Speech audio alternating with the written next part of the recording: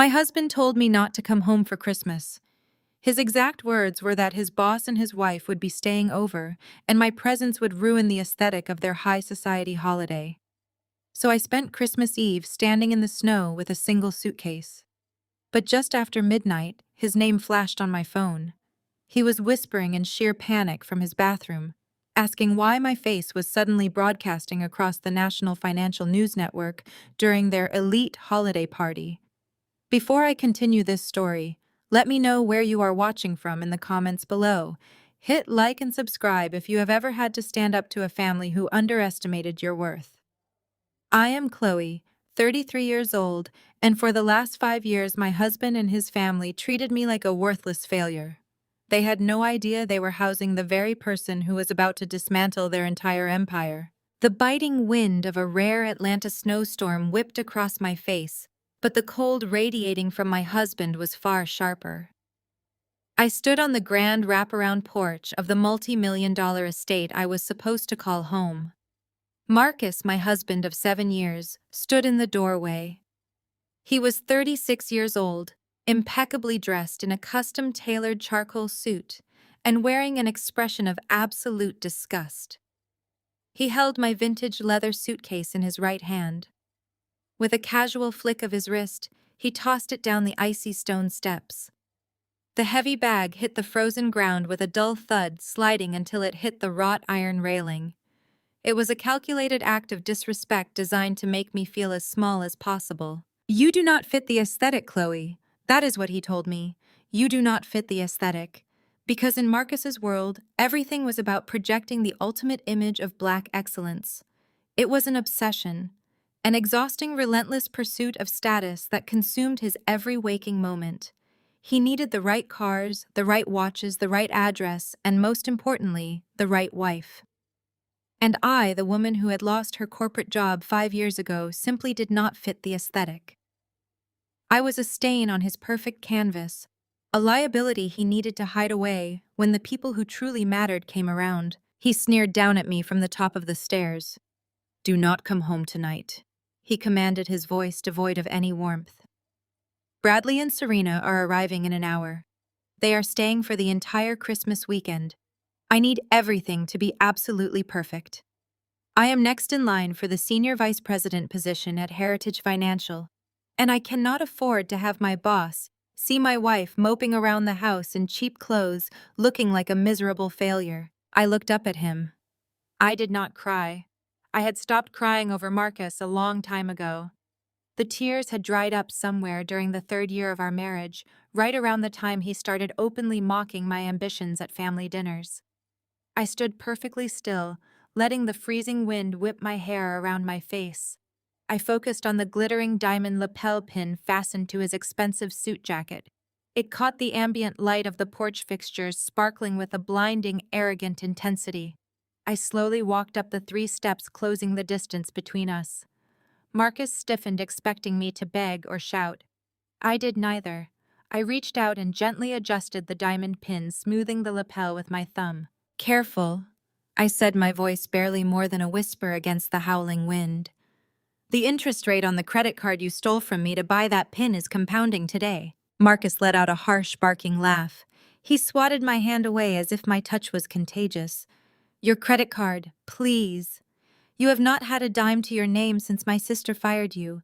You are a worthless dropout, Chloe. A worthless dropout who has been leeching off my hard work and my family name for 5 long years. You should be grateful I even let you sleep under this roof. Now take your trash and go find a cheap motel. Do not call me until Bradley leaves on Monday." A worthless dropout. He loved saying that. A worthless dropout. He loved reminding me of the day I lost everything, the day I supposedly gave up. He loved holding his financial dominance over my head, treating my existence as a charity case he begrudgingly sponsored. He slammed the heavy oak doors shut. The sound echoed through the quiet, affluent neighborhood, sealing me outside in the freezing storm. I stood there for a long moment, listening to the deadbolt slide into place. The finality of the sound was oddly comforting. It was the sound of a chapter ending, the sound of a cage finally being unlocked from the inside. I reached into the pocket of my wool coat and pulled out my phone. I opened my rideshare app and canceled the car I had ordered to take me to a budget hotel on the edge of town. I did not need a budget hotel. I did not need to hide in the shadows anymore. I dialed a private unlisted number that I had memorized years ago. The line rang only once before a crisp, professional voice answered. "Bring the company car to the estate gates," I instructed, staring at the closed doors of my own home. "It is time to initiate the hostile takeover." Within minutes, a sleek, armored black Maybach glided silently to a halt at the edge of the driveway. The driver stepped out, ignoring the freezing snow, and respectfully loaded my battered suitcase into the trunk. He opened the rear door for me, bowing his head slightly. I slid into the heated leather interior, the contrast to the freezing porch, stark and immediate. The engine purred as we pulled away from the neighborhood, leaving Marcus and his fragile fake empire behind in the snow. I leaned back into the plush seat and watched the massive houses blur past the tinted windows. I had played the role of the defeated submissive wife flawlessly for 5 years. I had swallowed their insults, endured their exclusion, and allowed them to believe they had broken me. But they had not broken me. They had simply given me the perfect cover to build my arsenal in absolute silence. The Maybach glided through the snow-covered streets of downtown Atlanta, pulling into the private underground parking garage of the tallest, most imposing glass skyscraper in the financial district. This building was the nerve center of the city's tech industry, a monument to innovation and ruthless corporate strategy. The security gates parted seamlessly as my driver approached. When I stepped out of the vehicle, the head of building security was already waiting by the private executive elevator. He stood perfectly straight, offering a respectful nod that bordered on reverence. "Welcome back, Madam CEO," he said, pressing his keycard to grant me access to the top floor. The contrast was dizzying. Just an hour ago, I was standing in the snow being treated like disposable trash by my own husband. Here in the gleaming steel and glass fortress of Vanguard Tech, I was royalty. The elevator doors opened onto the penthouse floor. The entire level belonged to me. The walls were floor-to-ceiling glass, offering a panoramic view of the entire city. Atlanta glittered below me like a bed of diamonds, completely unaware of the seismic shift that was about to occur in its financial sector. I walked across the polished marble floor of my office, the silence of the room a stark contrast to the loud, chaotic energy of Marcus's house. I walked over to the massive mahogany desk in the center of the room. A single thick leather folder rested exactly where I had requested it be placed. Beside it sat a crystal decanter of 20-year-old bourbon. I poured myself a generous glass, the amber liquid warming my throat as I sat down in the executive chair. I opened the folder. Inside were the final acquisition papers. Hundreds of pages of complex legal jargon, corporate restructuring clauses, and asset transfers. I picked up my solid gold fountain pen, but before I signed my name, I stopped. I looked down at my hands. I looked at the physical scars on my palms, faint, jagged lines etched into my skin. These scars were not from corporate battles or boardroom negotiations. These scars were from the grease burns and boiling water spills I endured while working double shifts at a rundown diner on the outskirts of the city. 5 years ago, when Marcus's sister Serena fired me from my entry-level tech job out of pure spite, Marcus had cut off my access to our joint savings. He claimed I needed to learn the value of $1. He left me with nothing. Double shifts at the diner. That was my reality. Double shifts while Marcus attended lavish galas and bought custom suits. Double shifts while my mother-in-law Beatrice mocked my cheap shoes. Double shifts while they all laughed at the worthless dropout. But they did not know what I did after those shifts ended. They did not know that I spent every night from midnight until dawn in a cramped public library, writing code on a sluggish public computer. They did not know that the ridiculous software project Marcus refused to fund had caught the attention of a major angel investor in Silicon Valley. I did not break under their cruelty. I used it as fuel. I built Vanguard Tech in the shadows, registering the company under a complex web of blind trusts and proxy boards. I let them believe I was a failure because an underestimated opponent is the most dangerous kind. I pressed the nib of the pen to the paper and signed my name. With that single stroke of ink, Vanguard Tech officially acquired a 60% controlling stake in Heritage Financial, Bradley's company, Marcus's company. The very institution they used to define their superiority now belonged to me. I closed the folder and pressed a button on my desk console connecting me to my lead communications director. Release the broadcast, I ordered calmly. Blanket every major financial network. I leaned back in my chair and turned my attention to the massive wall of monitors on the far side of the office. For a few moments, regular holiday programming played out across the screens. Then simultaneously, every major financial news channel cut to breaking news. The red banners flashed across the bottom of the screens. The headlines were identical across the board. Mysterious tech giant Vanguard acquires 60% stake in Heritage Financial in shocking hostile takeover. The news anchors scrambled to read the press release, their voices echoing through my office. They spoke of the unprecedented scale of the buyout, the aggressive strategy used to secure the debt, and the sudden complete vulnerability of Heritage Financial's executive board. Then the screens shifted. A high-resolution corporate portrait of me appeared on every monitor. The graphic read, "Chloe Washington, founder and CEO of Vanguard Tech, orchestrates ultimate power play." I took another sip of my bourbon, watching my own calm, confident face broadcast to millions of viewers. I imagined the scene playing out at my house. I imagined Marcus pouring a drink for his boss Bradley. I imagined Serena laughing at some pretentious joke. And I imagined the exact moment their eyes drifted to the television screen above the fireplace. Right on cue, the heavy silence of my office was broken by a sharp, aggressive buzzing. My phone resting on the mahogany desk began to vibrate violently. The caller ID flashed brightly in the dim lighting of the penthouse. Marcus. He was calling. The man who had locked me out in the cold just 2 hours prior was now desperately trying to reach the worthless dropout. I let it ring. I watched his name flash across the screen, savoring the absolute desperation radiating from the device. I let it ring until it went to voicemail, and then when he immediately called back a second time, I finally picked up. "Chloe, what the hell is going on?" Marcus's voice hissed through the speaker. He was whispering furiously, his words tumbling over each other in sheer panic.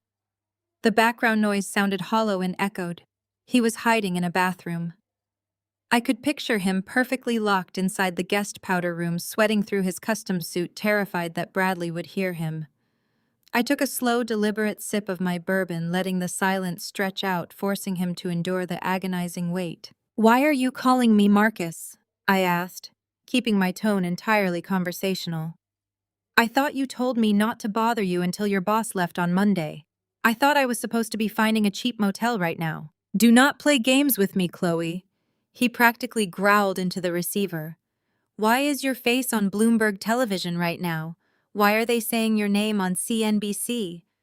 Bradley and Serena are in the living room, and they are losing their minds. The stock ticker for Heritage Financial is in a free fall. What did you do? Did you max out my credit cards to buy some fake PR stunt to embarrass me? Is that what this is?" A desperate plea for attention. His arrogance was astounding.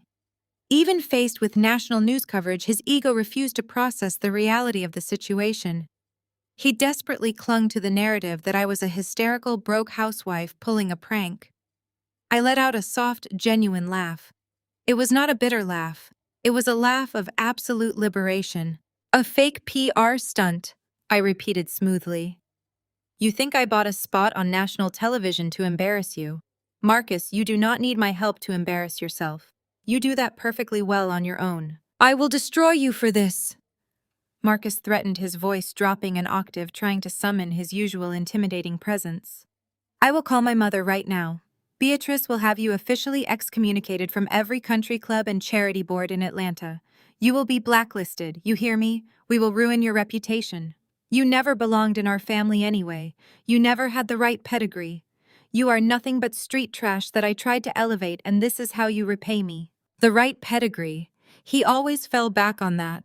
the right pedigree, as if his family's generational wealth somehow made him inherently superior, as if my lack of a trust fund negated my intelligence, my drive, and my humanity. I swiveled my chair around to face the floor-to-ceiling windows, looking out over the city that I now effectively owned. "You should check your accounts, Marcus," I said, my voice dropping to a deadly icy calm that made him instantly stop talking. "I didn't max out your credit cards.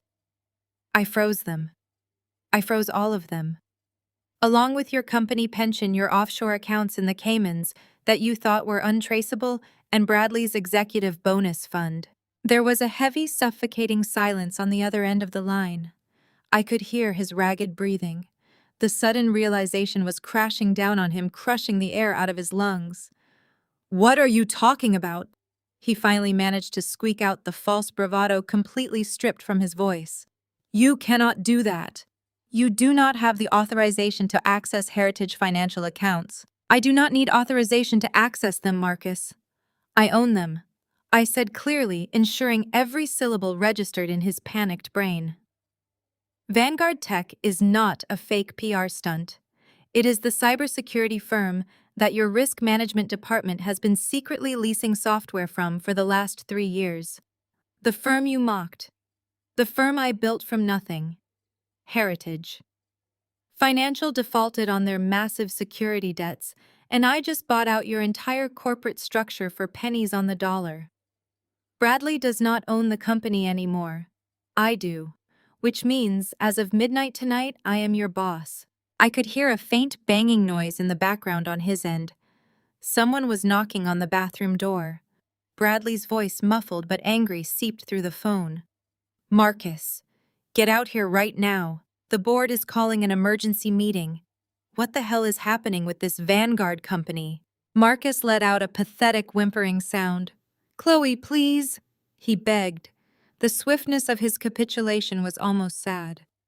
"Please tell me this is a mistake. Tell me we can fix this. I am your husband. We are family." Family. I echoed the word, tasting like ash in my mouth.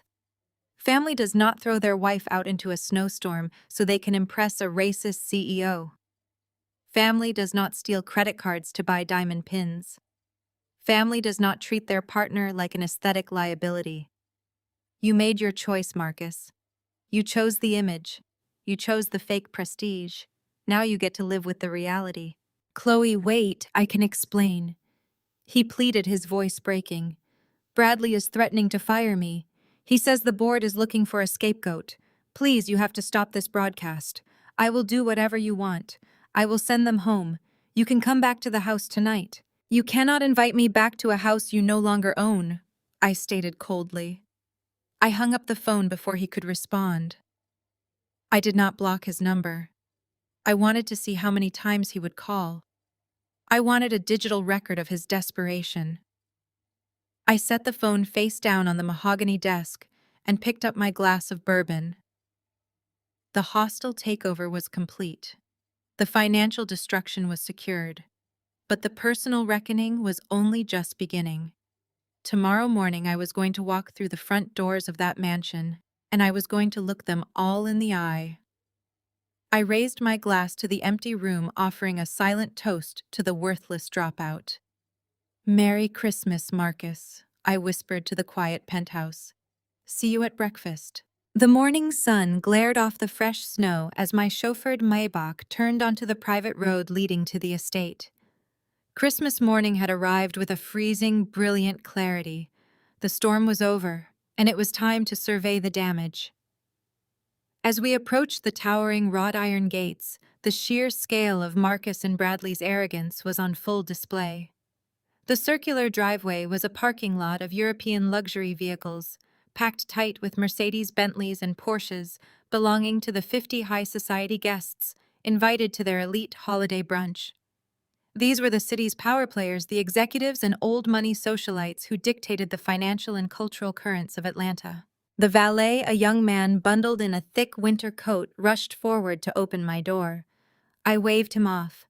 I stepped out of the warm leather interior into the biting December air, my heels crunching against the freshly salted pavement. I smoothed the lapels of my tailored camel coat. I did not look like a discarded housewife. I looked like a woman who owned the ground she walked on, which as of midnight, I literally did. I bypassed the valet stand entirely. I did not bother ringing the doorbell or knocking. I grabbed the heavy brass handles of the double oak doors and pushed them open with enough force that they slammed against the interior walls. The grand foyer was a sea of velvet jackets, silk dresses, and sparkling champagne flutes. A string quartet played a soft holiday melody in the corner. The air smelled of expensive perfume roasted cinnamon and the crisp pine of the massive Christmas tree dominating the main hall.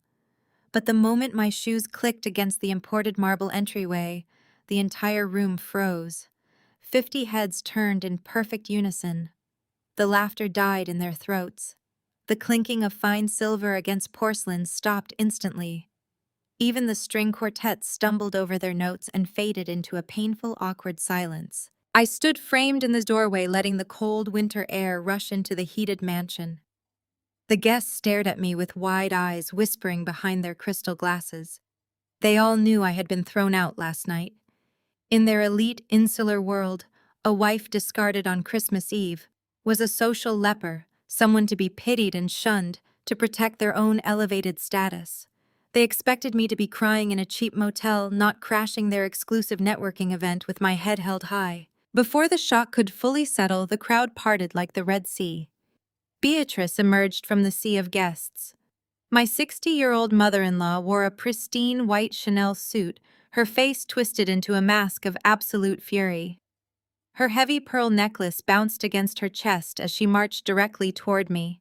Her heels struck the floor like gunshots. She was determined to squash this embarrassment before it could reach her precious son and ruin the flawless image she had curated for decades. She stopped inches from my face, her chest heaving with indignation. She held a full mimosa in a tall crystal flute. Her eyes darted around the silent room, acutely aware of the audience watching her every move. She needed to assert her dominance. She needed to put the stray back in her place and show her wealthy peers that she had complete control over her household. Without breaking eye contact, Beatrice slowly, deliberately tilted her wrist. The bright orange liquid poured over the edge of the glass, splashing violently onto the pristine white marble floor between us. She let the crystal flute slip from her fingers. It shattered against the stone, sending sharp, glittering shards flying in every direction. The smell of citrus and cheap champagne filled the space between us. "Clean that up, you ungrateful stray," Beatrice hissed, her voice vibrating with venom, intentionally loud enough for the front row of guests to hear clearly. "You are ruining my son's networking event. Get on your knees and clean it up before I have security throw you back into the gutter where you belong." It was the exact same maneuver she had pulled 7 years ago at my rehearsal dinner. Back then, she had intentionally knocked over a full glass of red wine onto my white lace dress, ordering me to the kitchen to scrub it out like a servant while she entertained the important guests. Back then, I had obeyed. I had been terrified of causing a scene, terrified of losing Marcus, and terrified of proving her right that I was not good enough for their prestigious family. I had scrubbed the stain with tears in my eyes, desperate for her approval. I looked down at the messy puddle of champagne and broken glass. I looked back up into Beatrice's smug, expectant eyes. She was waiting for me to break.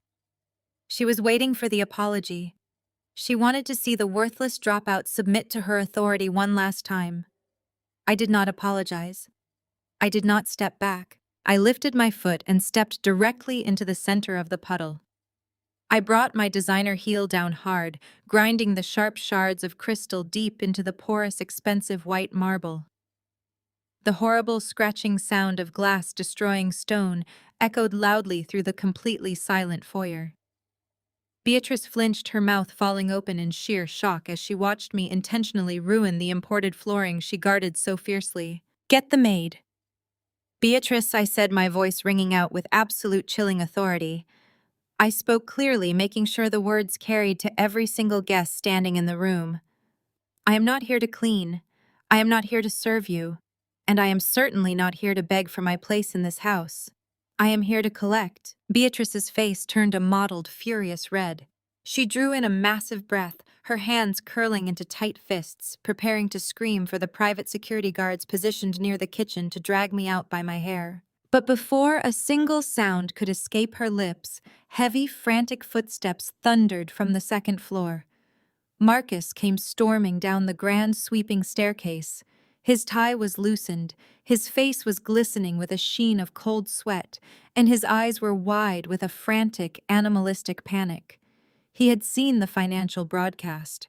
He had checked his frozen accounts. He knew the absolute truth of what I had done, but he was not storming down the stairs alone. Clinging tightly to his right arm, wearing a smirk of unearned victory, and a sheer silk slip dress that was wildly inappropriate for a morning brunch was Jasmine, his 24-year-old mistress. She squeezed his bicep, completely oblivious to the financial apocalypse that had just descended upon her meal ticket, proudly parading herself in front of the high society crowd as the new woman of the house. Marcus reached the bottom of the grand staircase, his hand resting possessively over Jasmine's fingers. He surveyed the silent room, a forced, arrogant smile stretching across his face. He completely ignored the shattered crystal and spilled champagne at his mother's feet. Instead, he pulled Jasmine forward, positioning her, like a prized trophy, in front of the city's most elite power players. "Everyone," Marcus announced, his voice booming with a desperate, overcompensating bravado. "Please, do not let this unfortunate interruption ruin our holiday celebration. I want to formally introduce you all to Jasmine. She is my future. She is a woman who actually understands the demands of corporate success. A woman with the right pedigree who knows how to elevate a man, rather than drag him down into a pit of lazy mediocrity." Jasmine preened under the attention. She was wearing a sheer, champagne-colored silk slip dress that left absolutely nothing to the imagination, completely tone-deaf for a formal Christmas morning brunch surrounded by conservative investors and church elders. But what caught my attention was not the inappropriate dress. It was the blinding flash of light around her neck. Resting against her collarbone was a heavy, intricate diamond tennis necklace. The air in my lungs turned to ice. I recognized every single hand-cut stone in that setting. It was the Washington family heirloom. 3 years ago, when the relentless stress of Marcus's financial abuse landed me in the hospital with a severe panic disorder, he came into my hospital room holding a stack of bills. He looked me dead in the eye and swore he had to sell his beloved grandmother's diamond necklace to cover the out-of-network medical debts my failure had caused. He spent 36 months reminding me of his great sacrifice. He used that necklace to guilt me into total submission, demanding absolute obedience to repay my debt to his family legacy. He never sold it. He gave it to a 24-year-old girl while I ate ramen noodles and worked double shifts at a diner to pay off hospital bills he never actually paid. The sheer magnitude of his financial gaslighting hit me like a freight train, but instead of breaking me, it ignited a brilliant, blazing fire of pure clarity. Jasmine smirked, running her manicured fingers over the diamonds. Marcus smiled down at her, playing the generous provider. He then turned his cold eyes back to me. "You have made a complete fool of yourself, Chloe," he sneered, pointing toward the heavy front doors. "You do not belong here. You have never belonged here." "Security!" He snapped his fingers sharply. The two private guards stationed near the dining room immediately stepped forward, their hands resting on their utility belts. "Escort my soon-to-be ex-wife off the premises immediately. She is trespassing. If she resists, physically remove her." The guards closed the distance, their large frames casting shadows over me. The guests murmured in anticipation, waiting for the physical humiliation of my removal. I did not step back. I reached my right hand slowly into the inner pocket of my tailored camel coat. I locked eyes with the lead guard, a man twice my size. "I wouldn't touch me if I were you." Bradley stepped out from the crowd before the guards could make another move. He was a tall, broad-shouldered 40-year-old white man who wore his privilege like a second skin.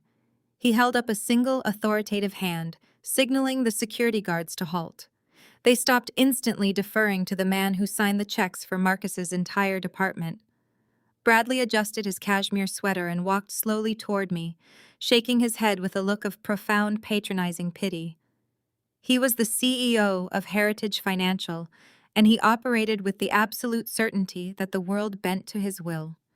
He viewed my presence not as a threat, but as a minor, slightly amusing disruption to his holiday schedule. "Listen to me very carefully," Chloe Bradley said, lowering his voice into a soothing, condescending tone meant for an unruly child. "You are deeply embarrassed. I get it. Breakups are messy. But you are making a catastrophic mistake right now. You are standing in a room full of the most powerful people in this state, acting like a common street brawler. If you do not turn around and walk out those doors right this second, I will unleash my personal legal team on you. I will bury you in litigation so deep you will spend the rest of your miserable life paying off court fees. Do not force me to destroy you over a domestic squabble." He stepped into my personal space, invading my boundaries with supreme confidence. He raised his right hand and tapped me twice on the shoulder. It was a heavy, demeaning gesture. "This is how the real world works," Sweetheart Bradley stated, offering a tight, humorless smile. "People like us make the rules. People like you just have to learn to live with them." The words slammed into my chest, ringing with perfect, crystal-clear familiarity. 5 years ago, I stood in Bradley's massive corner office at Heritage Financial. I had worn my only professional suit, clutching a binder containing the foundational business plan for Vanguard Tech. I pitched him my vision, asking for a modest startup loan. Bradley had leaned back in his leather chair, laughed directly in my face, and dismissed my entire life's work. He tapped my shoulder that day and spoke those exact same words. He told me that Black women without trust funds do not build tech empires, and he advised me to learn my place. He thought I had forgotten. He thought I was just another broken woman he could intimidate into silence. I did not flinch. I did not blink. I reached back into my coat pocket and pulled out a heavy, dark blue folder sealed with a thick stamp of red wax. I held it up, forcing Bradley to look at it. The room went dead silent again. The smug certainty vanished from Bradley's eyes, replaced by a sudden creeping confusion. I pressed the heavy folder flat against his chest, forcing him to take it.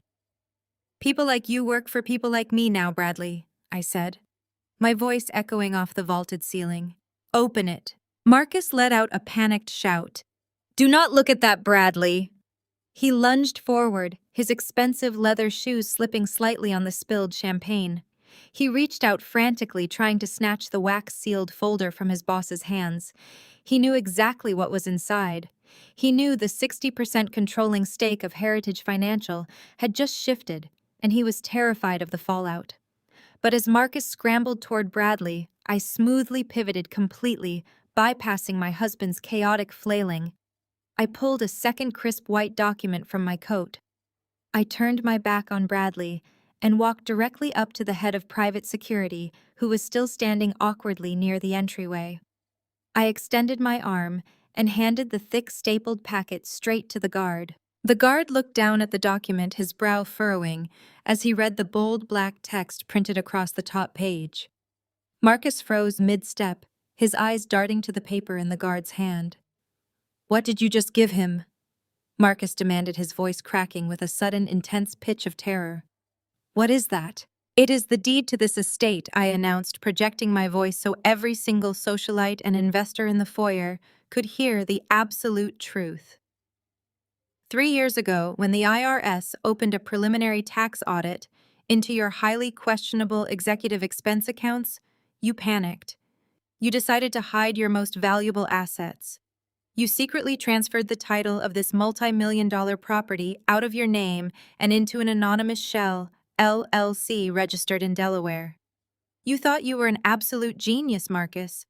You thought you successfully insulated this house from any federal seizure, and more importantly, you thought you hid it from me. I took a slow, measured step toward him, watching the blood drain completely from his face.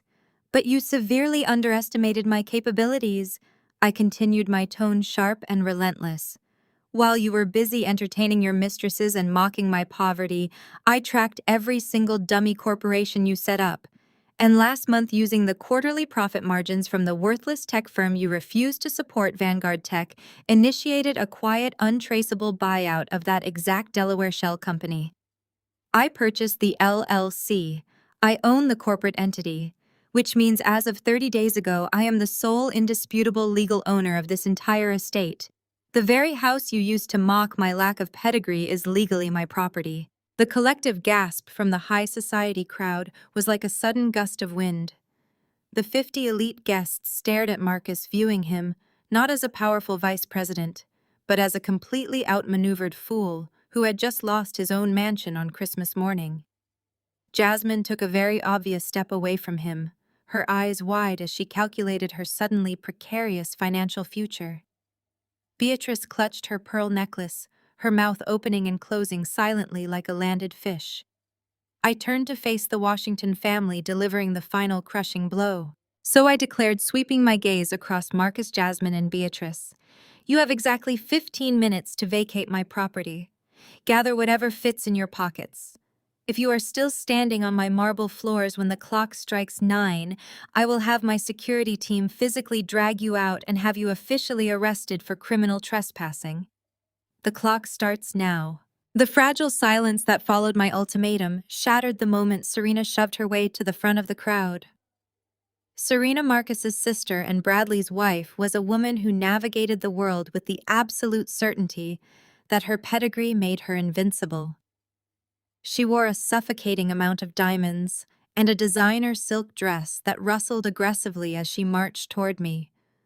Her face was contorted with a vicious, ugly rage.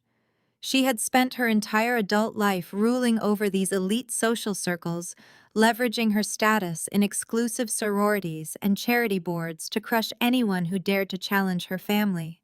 She was not going to let a woman she viewed as trash take her brother's home. "This is a complete scam!" Serena shrieked. Her shrill voice echoed off the vaulted ceilings, desperate to drown out the reality of what I had just revealed. She turned her back to me, throwing her arms wide to address the wealthy guests, desperately trying to rally her high society peers. "Do not listen to a single word this delusional woman says. She is a fraud. She is a criminal trying to extort my family.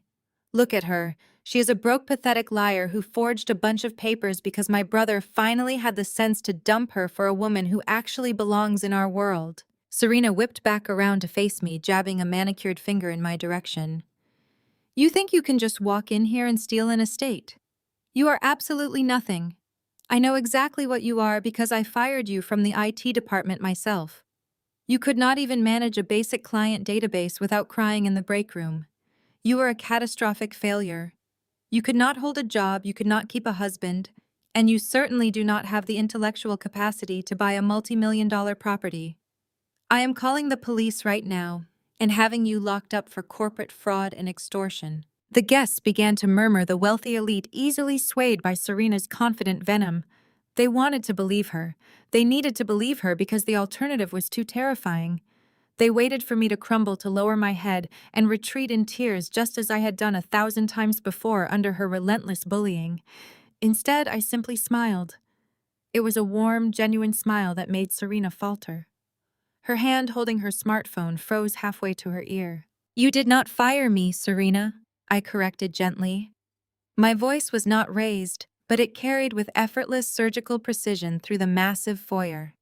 "I quit. And it was the best career decision I ever made. Because while you were busy stealing company funds from the corporate accounts to pay for your husband's private yacht club fees, which, by the way, I secured the IP logs for before I packed up my desk, I was utilizing my free time to build something real. I was building the specific machine learning algorithm that your entire company just realized they desperately need to survive. I built the code that just made your entire corporate infrastructure obsolete." The color drained from Serena's face so fast she looked ill. Her jaw went slack and the phone slipped from her trembling fingers, hitting the marble floor with a sharp crack. The mention of the stolen yacht club funds and the IP logs had instantly paralyzed her. She turned a panicked, terrified gaze toward her husband.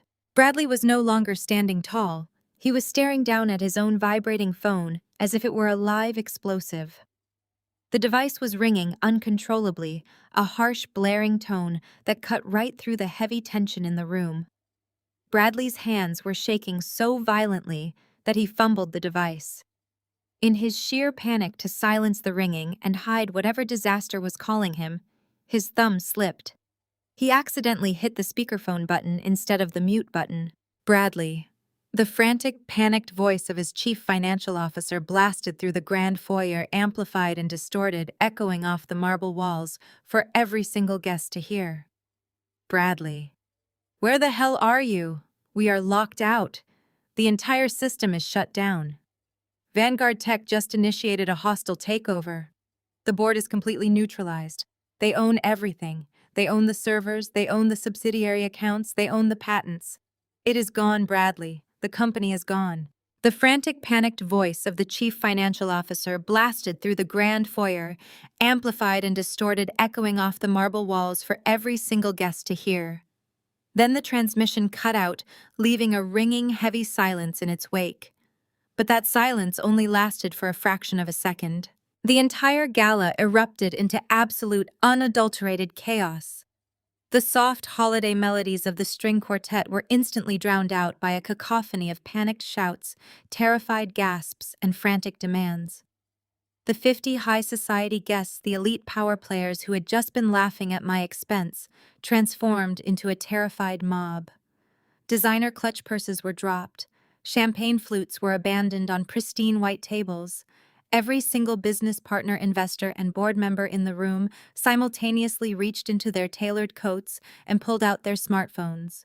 The glow of dozens of screens illuminated their panicked faces. The live market data was undeniable. Heritage Financial's stock was plummeting. It was a terrifying vertical drop into the red. Millions of dollars in equity were evaporating by the second.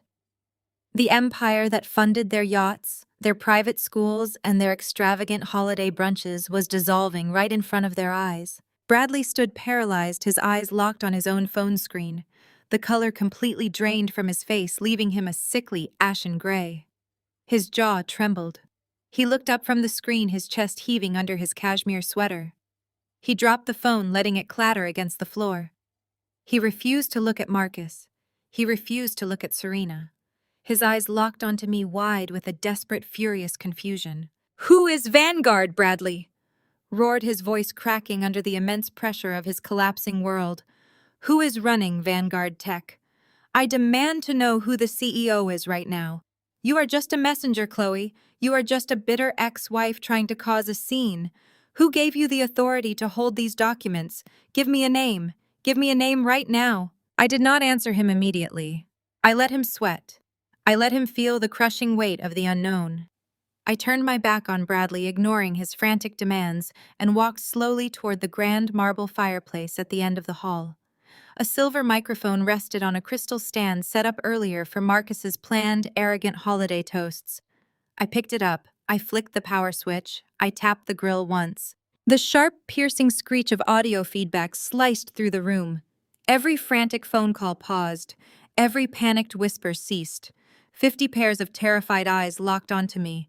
I stood in front of the roaring fire, the heat radiating against my back, and I looked directly at the men who had spent years trying to break my spirit. "My name is Chloe Washington," I announced. My voice was amplified, steady, and stripped of any emotion. It echoed off the vaulted ceilings with a heavy, inescapable finality.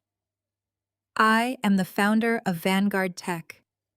I am the sole majority shareholder of Vanguard Tech.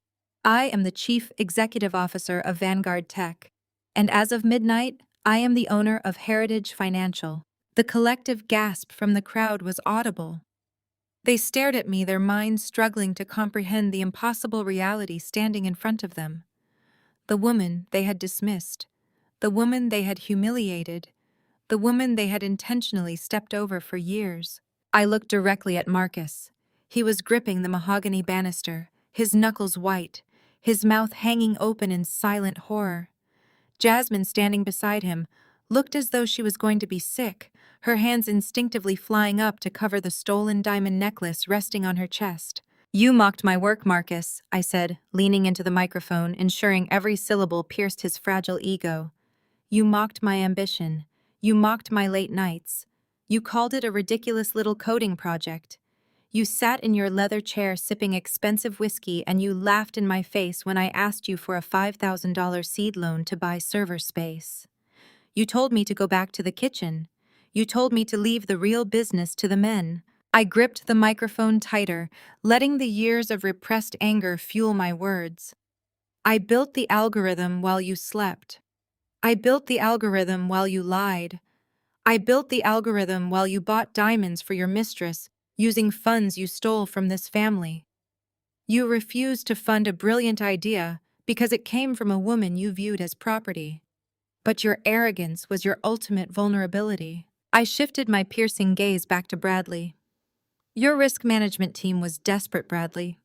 2 months ago, your internal systems detected a massive, catastrophic vulnerability in your data framework, a breach that would have exposed every single offshore account, every hidden asset, and every illegal wire transfer your executives have been executing for a decade. Your team panicked. They searched the globe for a cybersecurity protocol strong enough to plug the hole, and they found Vanguard Tech. I stepped away from the fireplace, walking slowly back toward the center of the room. You authorized the purchase, Bradley. You signed the contract authorizing a massive software integration with Vanguard Tech to save your sinking ship. You gave my company complete, unrestricted backdoor access to your entire corporate network. You handed me the absolute keys to your empire because you were too arrogant to look at the name on the founding documents. You were too blinded by your own supremacy to realize you were buying salvation from the very woman you threw out of your office 5 years ago. The devastating truth washed over the room. There was no foreign corporate raider. There was no anonymous billionaire. There was only me, the woman they had severely underestimated, dismantling their legacy from the inside out with absolute surgical precision. Bradley staggered backward. His knees buckled slightly and he caught himself against a high-top table, knocking over a tray of crystal glasses. The glasses shattered loudly, joining the broken champagne flutes on the marble floor. He was hyperventilating, his eyes darting frantically between me and the plunging stock numbers on the phone resting at his feet. The realization of his total ruin finally broke through his thick armor of corporate entitlement. He slowly turned his head to look at Marcus. The patronizing pity Bradley usually reserved for his vice president was entirely gone. It was replaced by a dark, venomous rage. He lunged forward, grabbing Marcus by the lapels of his ruined velvet smoking jacket. "You told me your wife was a brain-dead housewife," Bradley screamed, spit flying from his lips as he shook Marcus violently against the banister. "You swore to me her company was a pathetic scam. You said she was sweeping floors at a diner. You arrogant blind fool. Your massive ego just cost me my entire corporation." Marcus stammered, his eyes wide with sheer terror, his hands coming up defensively to protect his face. He looked absolutely pathetic. He looked small. "I did not know, Bradley. I swear to God I did not know. She was just on her laptop. I thought she was playing games." Bradley stared down at Marcus, his chest heaving as the reality of his own destruction settled over him. The sheer panic in Bradley's eyes vanished in a single heartbeat, instantly replaced by a cold reptilian survival instinct. He realized his entire wealth, his reputation, and his freedom were actively evaporating. He needed a scapegoat, and he needed one right now. The man groveling on the marble floor in front of him was the perfect target. Bradley violently shoved Marcus away, breaking his grip. Marcus stumbled backward, his expensive leather shoes sliding on the spilled mimosa and shattered crystals, sending him crashing hard onto his hands and knees. Bradley straightened his cashmere sweater and adjusted his posture desperately, trying to summon the commanding presence of a powerful CEO. He turned away from his weeping vice president and addressed the remaining board members, investors, and elite socialites cowering in the grand foyer. He raised his voice, attempting to project steady authority, completely ignoring the fact that his empire had just been seized. "Listen to me, everyone," Bradley announced, pointing an accusatory finger directly down at Marcus. "Heritage Financial will survive this transition. We will initiate a thorough internal investigation to rectify this breach. But let it be known right here and right now that this man, Marcus Washington, is officially terminated from his position as Vice President of Acquisitions. He is fired effective immediately. He is stripped of all corporate rank, all executive privileges, and all system access." The guests exchanged terrified glances, physically backing away from Marcus as if he carried a deadly plague. Bradley continued his desperate performance, his voice rising in volume to ensure the entire room heard his denunciation. The gross negligence and absolute incompetence displayed here today fall entirely on his shoulders, Bradley declared, his face red with exertion. Marcus hid his wife's activities from the executive board.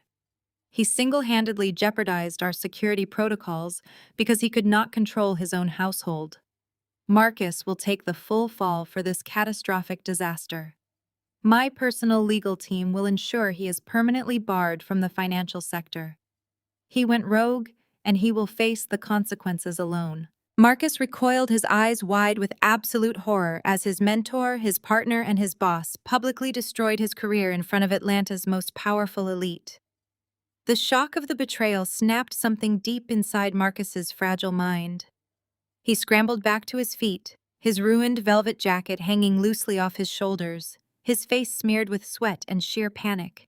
He lunged forward and grabbed Bradley by the arms, his voice pitching into a desperate, frantic scream. "You cannot do this to me, Bradley!" Marcus shrieked, shaking the larger man. "You cannot fire me! We are partners. We built this wealth together. You need me!" Bradley tried to pry Marcus's hands off his arms, his face twisting in disgust. "Get your hands off me, you unemployed fool!" Bradley hissed. "I am not going down for this alone," Marcus roared, completely losing his grip on reality. He was blinded by sheer terror and a desperate need to retain some shred of leverage. He forgot where he was standing. He forgot about the 50 wealthy guests watching him.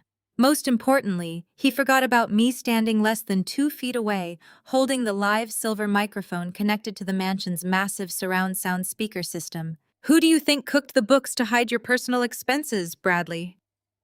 Marcus screamed, his voice amplified to deafening levels by the hot microphone in my hand.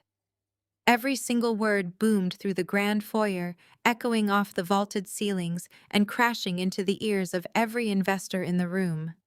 "Who do you think filtered the corporate funds through those shell companies to pay for your mistress's luxury condo in Miami? Who manipulated the quarterly earnings reports to cover your private jet leases? I hid millions of dollars for you. I falsified tax documents for you. I committed federal wire fraud to keep your lavish lifestyle afloat. If I go to prison, Bradley, I swear to God I am taking you with me." The immediate silence that crashed over the foyer was suffocating.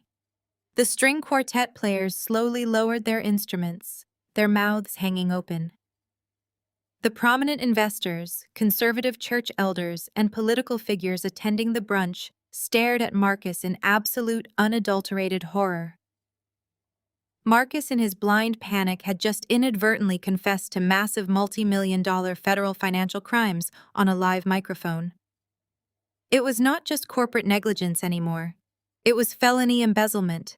It was racketeering. It was a guaranteed federal prison sentence for both of them. Bradley's face drained of all color, turning a sickly, translucent white.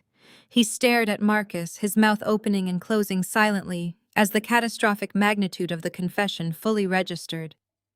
"You idiot," Bradley whispered, his voice trembling with a profound, soul-crushing terror. "You absolute catastrophic idiot." The high society guests immediately began moving toward the coat check. No one wanted to be in the room when the authorities inevitably arrived. They were fleeing the blast zone, actively turning their backs on the 2 men who had just ruined their own lives. Jasmine, the 24-year-old mistress who had been clinging to the illusion of Marcus's wealth and power, suddenly detached herself from the scene. She took 2 slow, calculated steps backward. The smug, arrogant expression she had worn while parading down the grand staircase was entirely gone. It was replaced by a cold, ruthless calculation. She looked at Marcus, taking in his ruined clothes, his sweating face, and his newly acquired status as an unemployed, confessed felon facing decades in federal prison. She reached up to her collarbone. Without breaking her stare, Jasmine swiftly unclasped the heavy Washington family diamond tennis necklace. She let it slide off her skin, catching the brilliant diamonds in her palm, and smoothly slipped the priceless heirloom deep into her designer leather purse. The transaction was over. The money was gone, and her loyalty evaporated instantly. "Wait a minute," Jasmine said. Her voice cut through the heavy silence in the room. It was sharp, clear, and dripping with a sudden, icy detachment. You told me you were getting a massive payout if you ever left Heritage Financial. You said we were buying the downtown penthouse next week. Are you telling me you do not even have a severance package? The heavy silence that followed my ultimatum hung in the air for only a fraction of a second, before the illusion of high society decorum completely shattered. The aristocratic guests stood frozen, their champagne flutes suspended midway to their mouths, their eyes darting wildly between Marcus and the deed resting in the security guard's trembling hand. Before Marcus could even stammer out a defense, a sharp, furious rustle of heavy silk sliced through the tension. Serena shoved her way to the front of the crowd, her expensive heels striking the marble floor like a gavel demanding order. Serena Marcus's older sister and Bradley's fiercely entitled wife was a woman who navigated the world with the absolute certainty that her pedigree made her invincible. She wore her privilege like a weapon draped in suffocating layers of diamonds and a designer dress that screamed generational wealth. She had spent her entire adult life ruling over these elite social circles, leveraging her status in exclusive legacy sororities and prestigious charity boards to crush anyone who dared to challenge her family's supremacy. She stopped inches from my face, her features contorted with a vicious, ugly rage that completely destroyed her carefully curated elegance. "This is a complete scam!" Serena shrieked. Her shrill voice echoed off the vaulted ceilings, desperate to drown out the reality of what I had just revealed. She turned her back to me, throwing her arms wide to address the wealthy guests, desperately trying to rally her high society peers. "Do not listen to a single word this delusional woman says. She is a fraud. She is a criminal trying to extort my family. Look at her. She is a broke, pathetic liar who forged a bunch of papers because my brother finally had the sense to dump her for a woman who actually belongs in our world." The guests began to murmur, the wealthy elite easily swayed by Serena's confident venom. They wanted to believe her. They needed to believe her because the alternative was too terrifying. If a woman like me could legally seize a multi-million-dollar estate from one of their own, then none of their hidden assets were truly safe. Serena sensed the shift in the room's energy and instantly capitalized on it, stepping closer to me, her chest heaving with aggressive indignation. "You think you can just walk in here and steal an estate?" Serena sneered, jabbing a manicured finger in my direction. "You are absolutely nothing. You do not have the pedigree, you do not have the money, and you certainly do not have the intellect to pull off a corporate buyout. I know exactly what you are, because I fired you from the Heritage Financial IT department myself. You could not even manage a basic client database without completely failing. You were a catastrophic failure as a tech employee, and you are a failure as a wife. You could not hold a job, you could not buy a used car, and you certainly do not have the capacity to buy a multi-million-dollar property. I am calling the police right now and having you locked up for corporate fraud and extortion." Serena held her phone up like a weapon, her thumb hovering over the keypad. She waited for me to crumble, to lower my head and retreat in tears, just as I had done 1,000 times before, under her relentless, suffocating bullying. She expected the broken, compliant woman who used to apologize for taking up space in her presence. Instead, I simply smiled. It was a warm, genuine, terrifyingly calm smile that made Serena falter. Her hand froze in midair. The absolute lack of fear in my eyes sent a visible ripple of unease straight down her spine. I did not raise my voice. I did not need to. I spoke with effortless surgical precision, allowing my words to carry cleanly through the massive, dead-silent foyer. "You did not fire me, Serena," I corrected gently. "I quit. And it was the single best career decision I ever made in my entire life." Serena let out a harsh, mocking bark of laughter, but her eyes were darting nervously. "You quit because you were about to be thrown out by security," she snapped back. "I quit." I continued, my voice slicing through her interruption, "because I refused to be a scapegoat for your financial crimes." The entire foyer went deathly still. The socialites who had been nodding along with Serena suddenly froze, their eyes widening in shock. I took a slow, measured step toward my sister-in-law, watching the smug arrogance begin to melt off her face. "While you were busy stealing company funds to pay for your husband's exorbitant private yacht club fees, I said, making sure every syllable landed like a physical blow. While you were filtering Heritage financial accounts through dummy vendor invoices to cover your personal luxury expenses, I was documenting every single keystroke. I have the IP logs, Serena. I have the untraceable wire transfer receipts.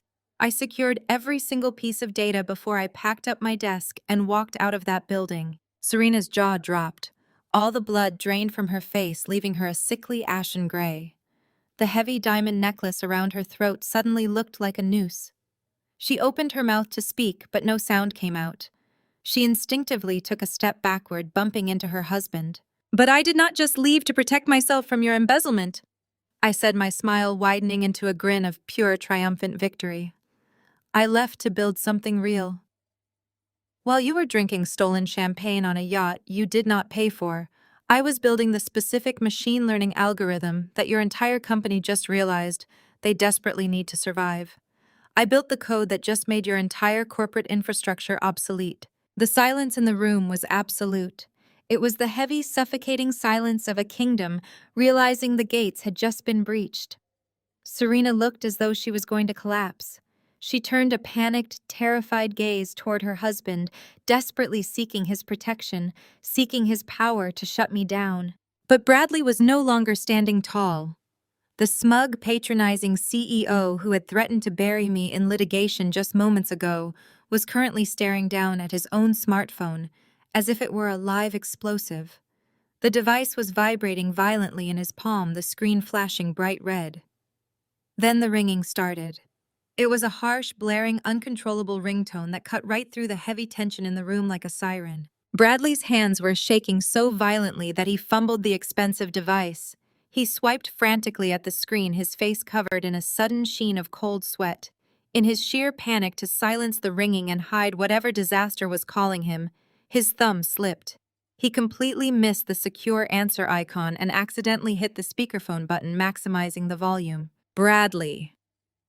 The frantic, panicked voice of his chief financial officer blasted through the grand foyer, amplified and distorted, echoing off the marble walls for every single guest to hear.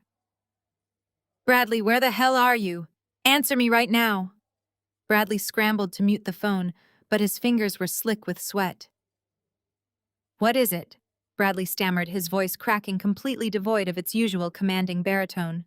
"We are locked out," the CFO screamed, his voice pitching into a hysterical wail that made several investors in the room physically flinch. "The entire system is shut down. The mainframes, the subsidiary accounts, the client portfolios, we have lost access to everything. Vanguard Tech just initiated a hostile takeover. They triggered the liquidation clauses. They own the servers. They own the patents. They own the building. It is gone, Bradley. They own everything." The shrill, piercing wail of approaching police sirens cut through the deafening chaos of the foyer, momentarily silencing the furious charity board members who were currently backing a sobbing Beatrice into a corner. As the harsh red and blue lights began to flash through the massive frosted glass windows, illuminating the terrified faces of the financial elite, a sudden frantic sound erupted across the room. It was laughter. Serena stood near the center of the shattered gala, her head thrown back as she laughed hysterically. The sound was unhinged, desperate, and entirely devoid of any actual humor. She pointed a trembling, diamond-ringed finger directly at my chest. Her face was flushed, her perfectly styled hair now slightly unraveled from her aggressive posturing. "I called 911 20 minutes ago!" Serena shrieked, her voice echoing triumphantly over the approaching sirens. "You actually thought you were going to get away with this. You thought you could just waltz into my brother's home, wave a few forged documents in the air, and take what rightfully belongs to my family. You are going to jail for corporate espionage, extortion, and fraud. You cannot just steal a company, you delusional, pathetic woman. They are going to lock you in a cell for the rest of your miserable life, and I am going to stand right here and watch them put the handcuffs on your wrists." She took a step closer, her chest heaving with aggressive, venomous pride. She looked around at the cowering socialites, desperate to regain her status as the untouchable queen of their circle. She wanted to prove that she was the one in control, the one who had outsmarted the threat. "I always win, Chloe." Serena gloated, her voice dropping into a vicious, mocking taunt. I have always beaten you. I beat you the day I met you, and I will beat you today because people like you are born to lose. Did you really think you could outsmart me? Remember our senior year at Georgetown? You actually thought you were going to be valedictorian. You sat in that dusty library until your eyes bled, working 3 jobs, desperate for that academic validation. And what happened? Serena smirked, her eyes gleaming with a dark, unapologetic malice. I needed to protect my own GPA, so my father would buy me that condo in Manhattan. So I made one call to the dean. I slipped one file into your backpack. And just like that, you were dragged before the academic board for plagiarism. I took your essay, I took your research, and I made sure campus security found the stolen drafts, hidden perfectly under your mattress. You lost your full-ride scholarship in a single afternoon. You cried like a pathetic broken child in the hallway while I walked across that stage with honors. I destroyed your entire future just to secure my graduation present. And you are going to cry exactly like that today when the police drag you out of this estate. The wealthy guests who had remained in the foyer stared at Serena in absolute silence. Her casual, gleeful admission to destroying a student's life out of sheer convenience hung heavily in the air. Even in a room full of cutthroat corporate sharks, the pure sociopathy of her confession was chilling. They looked at me, expecting me to shatter, expecting the traumatic memory to finally break my composure. I did not flinch. I did not raise my voice. I simply lifted my left arm and slowly pushed back the sleeve of my camel coat. I looked down at my wrist, checking the time on a custom diamond-encrusted Patek Philippe watch that cost more than Marcus's entire yearly salary. The brilliant stones caught the flashing police lights illuminating the windows. I let the silence stretch for 3 agonizing seconds before I looked back up at her. I did not steal Heritage Financial, Serena. I stated, my voice smooth, icy, and entirely devoid of fear. I bought it. I purchased every single controlling share legally on the open market, using the immense, undeniable profits from the technology firm your husband was too arrogant to realize he was integrating into his own mainframe. It is a completely legal, completely hostile takeover. My corporate lawyers filed the paperwork with the SEC 4 hours ago. I lowered my arm and offered Serena a warm, genuine, terrifyingly calm smile. But I am so incredibly glad you called the police, Serena. I really am. It saves me the administrative trouble of having my private security team do it themselves. Serena's hysterical smile faltered. The triumphant gleam in her eyes flickered and died, replaced by a sudden creeping shadow of confusion. What are you talking about? She demanded, her voice losing its shrill edge. You just admitted to framing a student to a room full of witnesses, I explained, stepping slowly into her personal space. But that is the absolute least of your problems today. Your brother just confessed to federal wire fraud and cooking the corporate books on a live microphone. Bradley's entire financial infrastructure is currently being audited by Vanguard Tech's automated security protocols, which have already flagged 72 illegal offshore accounts containing embezzled client funds. And you, Serena, have your signature on every single one of those fraudulent yacht club invoices you used to illegally drain the corporate accounts for the last 4 years. You did not call the police on me. You called them on yourselves. The wail of the sirens abruptly cut off outside, leaving only the sound of heavy slamming car doors. The flashing red and blue lights painted the marble walls of the foyer in chaotic, frantic strokes. Outside the massive glass entryway, the heavy, rhythmic sound of boots marched up the grand marble steps of the estate. The remaining guests scrambled backward, pressing themselves against the walls to clear a path. The heavy oak front doors were violently pushed open, hitting the interior walls with a deafening crash. 4 uniformed police officers, their hands resting securely on their utility belts, stepped over the threshold. Right behind them, their faces grim and their eyes scanning the shattered crystal and spilled champagne, walked 2 federal FBI agents wearing dark navy blue windbreakers. Bradley saw the dark uniforms and the flashing lights, and a sudden desperate surge of arrogant relief washed over his face. He instantly defaulted to the only defense mechanism he had ever known. He weaponized his privilege. He straightened his ruined posture, thrust his chest out, and adjusted his cashmere sweater with trembling hands. He looked at the arriving authorities not as a threat, but as his own personal taxpayer-funded security detail.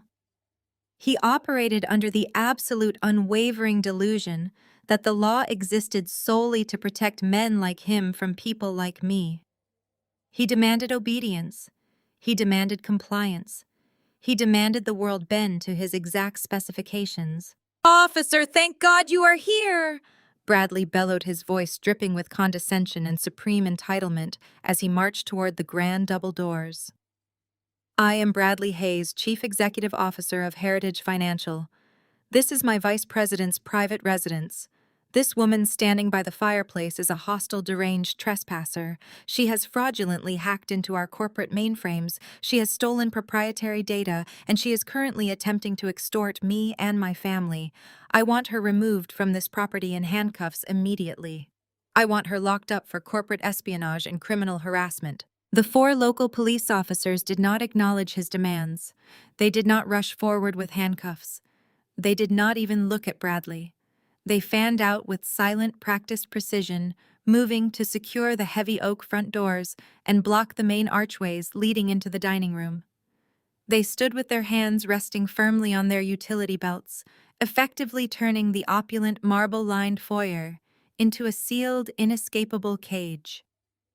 The wealthy investors, the charity board members, and the elite socialites who had been enjoying their holiday mimosas shrank back against the walls in absolute terror.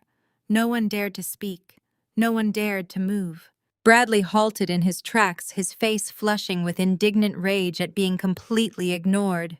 "Did you not hear me?" he demanded, pointing a shaking finger directly at my face. "Arrest her right now. I pay enough taxes in this city to fund your entire department. I am ordering you to take this woman into custody." The lead FBI agent, a tall, broad-shouldered man with iron gray hair and piercing, analytical eyes, stepped past the local officers. Bradley reached out, attempting to physically intercept the federal agent, ready to unleash another tirade of wealthy indignation. The agent did not even break his stride. He completely bypassed the shouting, sweating CEO. He walked past Bradley as if he were entirely invisible, treating the powerful billionaire like a minor, insignificant obstacle on the marble floor. It was the ultimate crushing insult to a man whose entire identity was built on commanding attention. The agent stopped directly in front of the marble fireplace, standing just inches away from me. He reached out and extended a firm, highly professional hand. "Ms. Chloe," the agent said, his voice cutting through the heavy, terrified silence of the room. "Thank you for the data logs. The decrypt keys you provided worked perfectly." I reached out and shook his hand, my grip steady and absolute. "You are very welcome, Agent Miller," I replied smoothly. "I trust the subsidiary files were comprehensive enough for the grand jury." Bradley froze. The remaining flush of anger drained entirely from his face, leaving him a ghastly, sickly shade of chalk. His mouth opened, but no sound escaped. He stared at the federal agent, shaking my hand, his mind violently struggling to process the impossible reality unfolding in front of him. "Data logs." Bradley whispered the words, barely scraping past his dry throat. "What data logs? What is he talking about, Marcus?" Marcus was entirely incapable of answering. He had collapsed back against the mahogany banister, his legs no longer able to support his weight. He was gasping for air, his eyes wide with a terminal, inescapable panic. He looked back and forth between me and the FBI agent, the final pieces of his catastrophic ruin finally snapping into place. I turned away from the agent to face my former boss and my soon-to-be ex-husband. I looked at the 2 men who had spent years treating me like a disposable, intellectually inferior accessory. "You thought I was just building a tech company, Bradley?" I stated, my voice echoing off the high walls with lethal clarity. "You thought I was just some bitter, discarded ex-wife playing around with startup capital to soothe my broken ego. You were wrong. I was building a cage. I was building a trap. I was building a federal case." I took a slow step forward, ensuring they heard every single word of their destruction. "For 18 months, I did not just monitor your systems to facilitate a corporate buyout. I monitored your systems to facilitate your absolute, undeniable ruin. I tracked the wire transfers. I tracked the dummy accounts.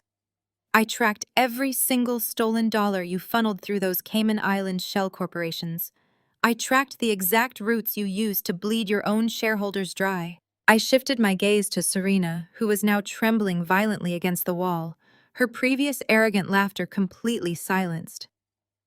I watched you forge the quarterly reports. I watched you inflate the vendor invoices. I watched you steal from your own charity foundations to fund your lavish, pathetic lifestyle. When Marcus came home smelling of expensive perfume and bragging about his massive executive bonuses, I did not cry in the bedroom. I went into his home office. I copied his hard drives. I mirrored his encrypted folders. I mapped his entire digital footprint. The guests in the room gasped, staring at me as if they were looking at a ghost. I was not just building Vanguard tech. I continued, my tone dropping to a cold, unforgiving whisper. I was acting as a federal whistleblower. I was feeding Agent Miller and the FBI the exact unredacted financial records you two arrogant fools used to launder millions of dollars.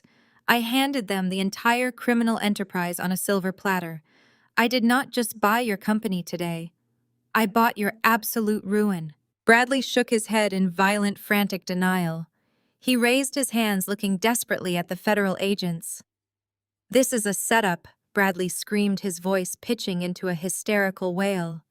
"This is a targeted, malicious setup. I am a pillar of this community.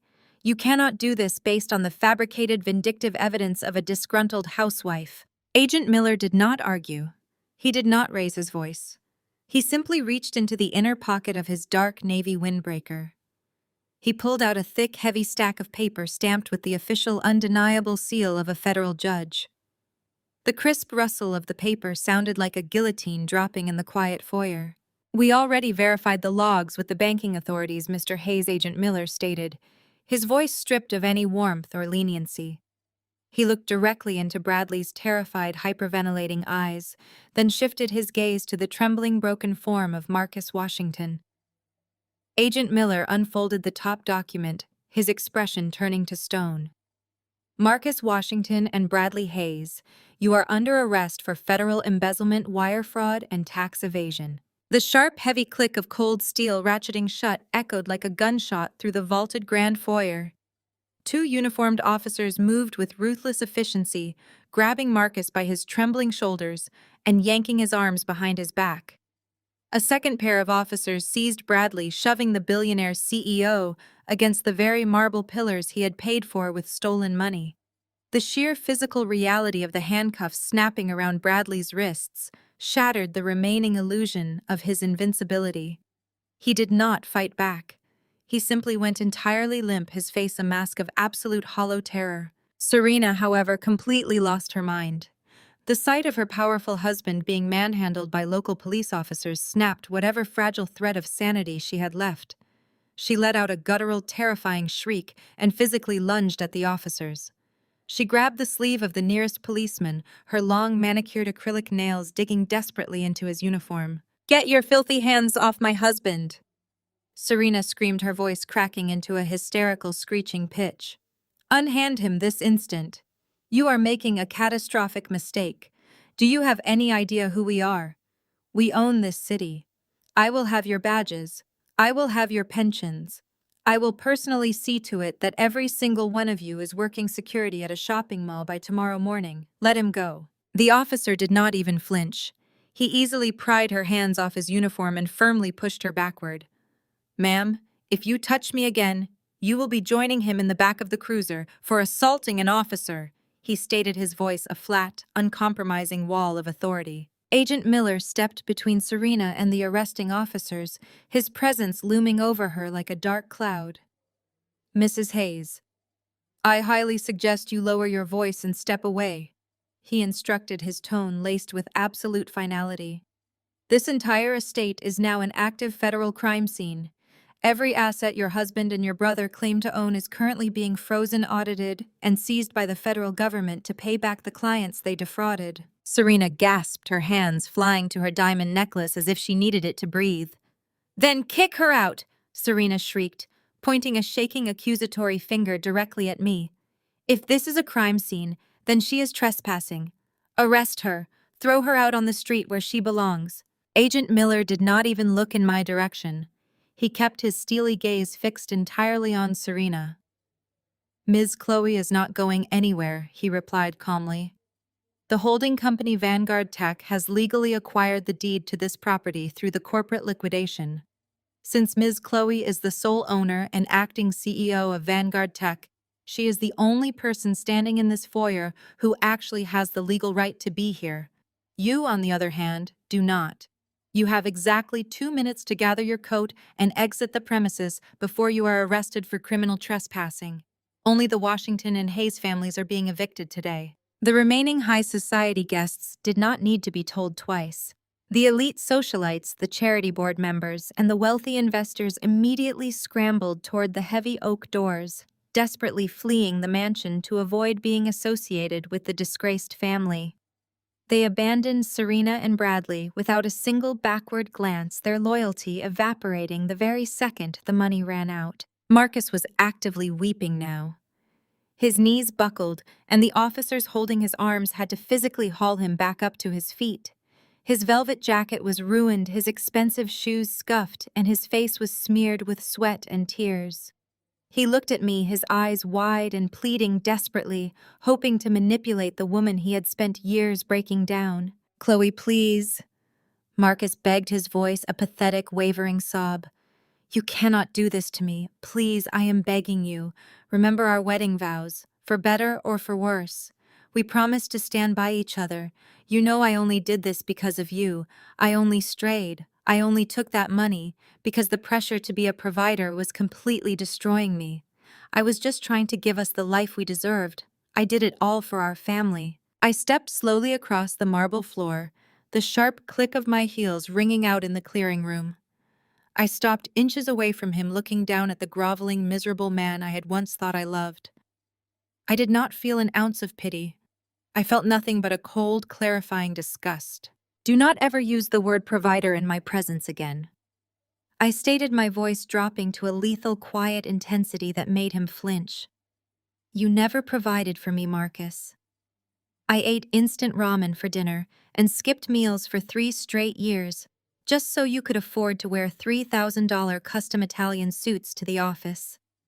I stayed up until 4 in the morning working freelance graphic design jobs just to cover our utility bills while you blew thousands of dollars on luxury networking trips to Miami. I wore thrift store coats in the dead of winter so you could lease a German sports car to impress men like Bradley. You did not steal to provide for me. You stole to feed your own pathetic, fragile ego." Marcus opened his mouth, a fresh wave of tears spilling down his cheeks, but I did not let him speak. I reached into the inner pocket of my camel coat and retrieved a thick, neatly folded legal document. The paper was stamped with the bright blue ink of a county judge's seal. I turned away from my ruined husband and handed the document directly to the lead arresting officer. "This is an emergency protective order approved and signed by a judge at 8 o'clock this morning," I informed the officer, my voice carrying cleanly across the foyer. "It explicitly states that Marcus Washington is legally barred from coming within 500 feet of my person, my property, or my assets. He has no right to be here, and he has no right to speak to me. Get this trash off my marble floors." The 2 officers flanking Marcus did not hesitate. At my command, they hauled him forward, their grips unyielding as they dragged his dead weight across the pristine marble. The polished floors offered no traction for his ruined Italian loafers. Marcus thrashed wildly, his velvet jacket tearing at the seam, his manicured image entirely destroyed. He looked back at me one last time, searching my face for a flicker of the compliant, desperate wife he had emotionally tortured for years. He found absolutely nothing. I stood perfectly still, my posture rigid, watching his eviction with the detached curiosity of a stranger observing a pest removal. When Marcus realized his tears held absolutely no currency with me, his survival instinct blindly searched for another target. His frantic, bloodshot eyes darted around the rapidly emptying foyer, scanning the fleeing socialites and terrified board members until they locked onto a figure lingering near the shattered entryway. Jasmine stood by the grand oak doors, completely insulated from the surrounding chaos. She was already wrapped in a heavy cream-colored cashmere coat, the belt cinched tightly around her waist. Her designer luggage, miraculously retrieved from the upstairs master suite during the commotion, sat neatly beside her knee. She was entirely composed. While the rest of the elite guests were running for their lives, Jasmine was calmly checking her phone, her thumb swiping across the screen with practiced indifference. She was not a victim in this scenario. She was a pragmatist who recognized a sinking ship and had efficiently packed her bags before the water even reached the deck. Jasmine Marcus screamed, his voice cracking into a pathetic, desperate shriek. The officers yanked him toward the door, but he dug his heels into the threshold, twisting his body to face his mistress. Jasmine, you have to help me. Call my legal team. Call the partners at the downtown firm. You know where I keep the emergency funds. Get the cash and post my bail. Do not just stand there, do something. Jasmine slowly lowered her phone. She looked up, her perfectly contoured face displaying zero emotion. She took in the sight of her supposed billionaire savior. She examined his tear-streaked face, his handcuffed wrists, and the firm grip the local police held on his collar. Then a sharp, crystalline sound echoed through the cold air blowing in from the open doors. Jasmine laughed. It was a bright, genuine, entirely merciless laugh. The sound hit Marcus harder than a physical strike. He stopped struggling against the officers, his jaw dropping in sheer disbelief as the woman he had risked his entire marriage for openly mocked his destruction. "Post your bail," Jasmine repeated, her voice dripping with absolute unapologetic amusement. "With what money, Marcus? The money you stole from your investors. The money your brilliant wife just legally seized. You are completely bankrupt. The federal government is going to freeze every single asset you ever touched, and you want me to spend my evening calling lawyers who will not even pick up the phone for a confessed felon." Marcus gaped at her, completely paralyzed by the sudden, brutal evaporation of her loyalty. "But we are partners," he stammered, his chest heaving. "You promised me you would stand by me. We were going to buy the penthouse in Miami. You love me." Jasmine took a slow step forward, the amusement fading from her eyes, replaced by a cold, calculating disgust. "I loved the illusion you sold me, Marcus." She corrected her tone, dropping into a sharp, venomous register. "You spent the last 6 months lying in expensive hotel beds, bragging about your immense wealth. You told me your wife was a broke, pathetic loser. You told me she was a financial parasite, draining your resources, a dead weight you were generously keeping around out of pity. You sat there drinking $5,000 champagne and swore to me that you were the mastermind of Heritage Financial. You swore you were a millionaire." Jasmine gestured dismissively at the handcuffs currently biting into his wrists. "Turns out you are the broke loser.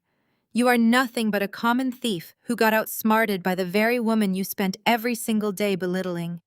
You did not build an empire. You stole one, and you were not even smart enough to keep it. I am not going down with the sinking ship, Marcus.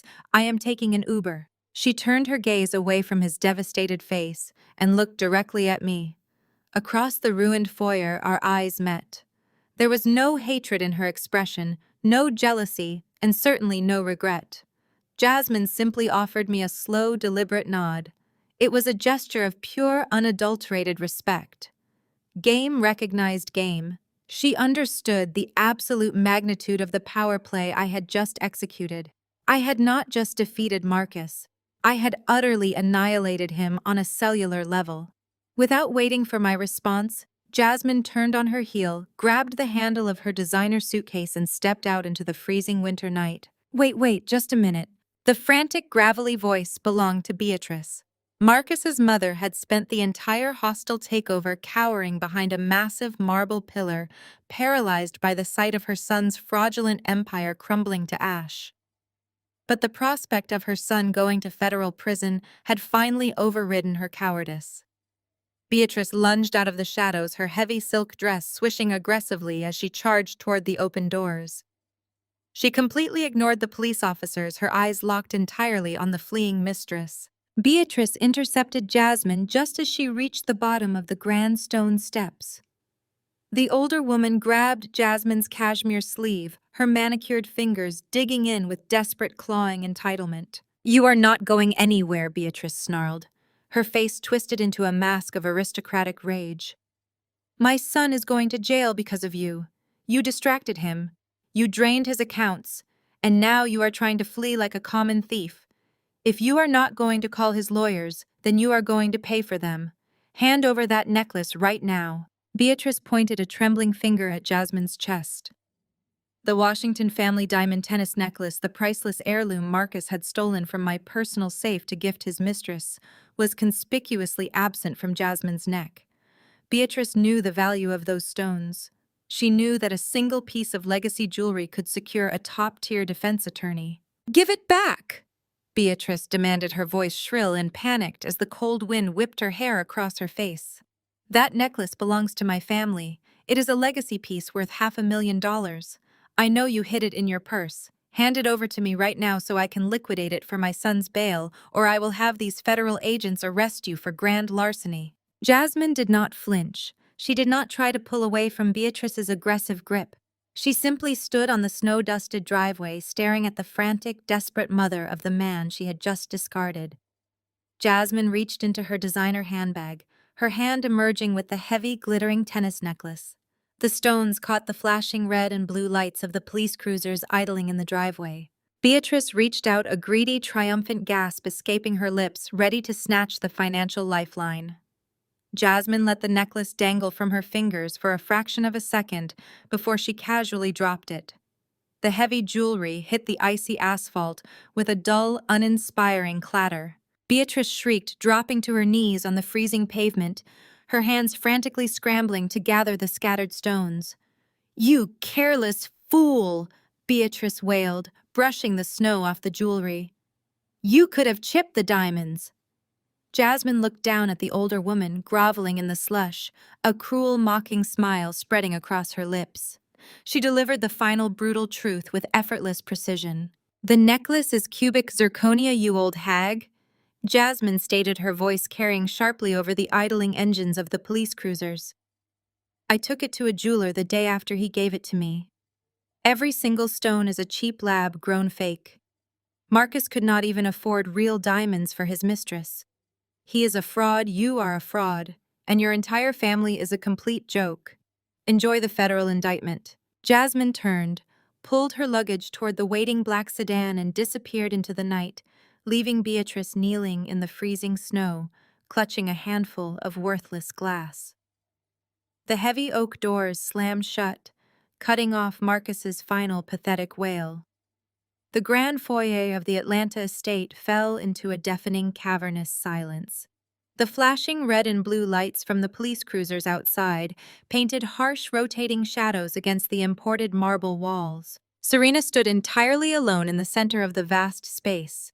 Her husband was currently being forced into the back of a federal transport vehicle. Her powerful, untouchable brother was in handcuffs. Her mother-in-law was outside weeping into the frozen slush over a handful of worthless glass.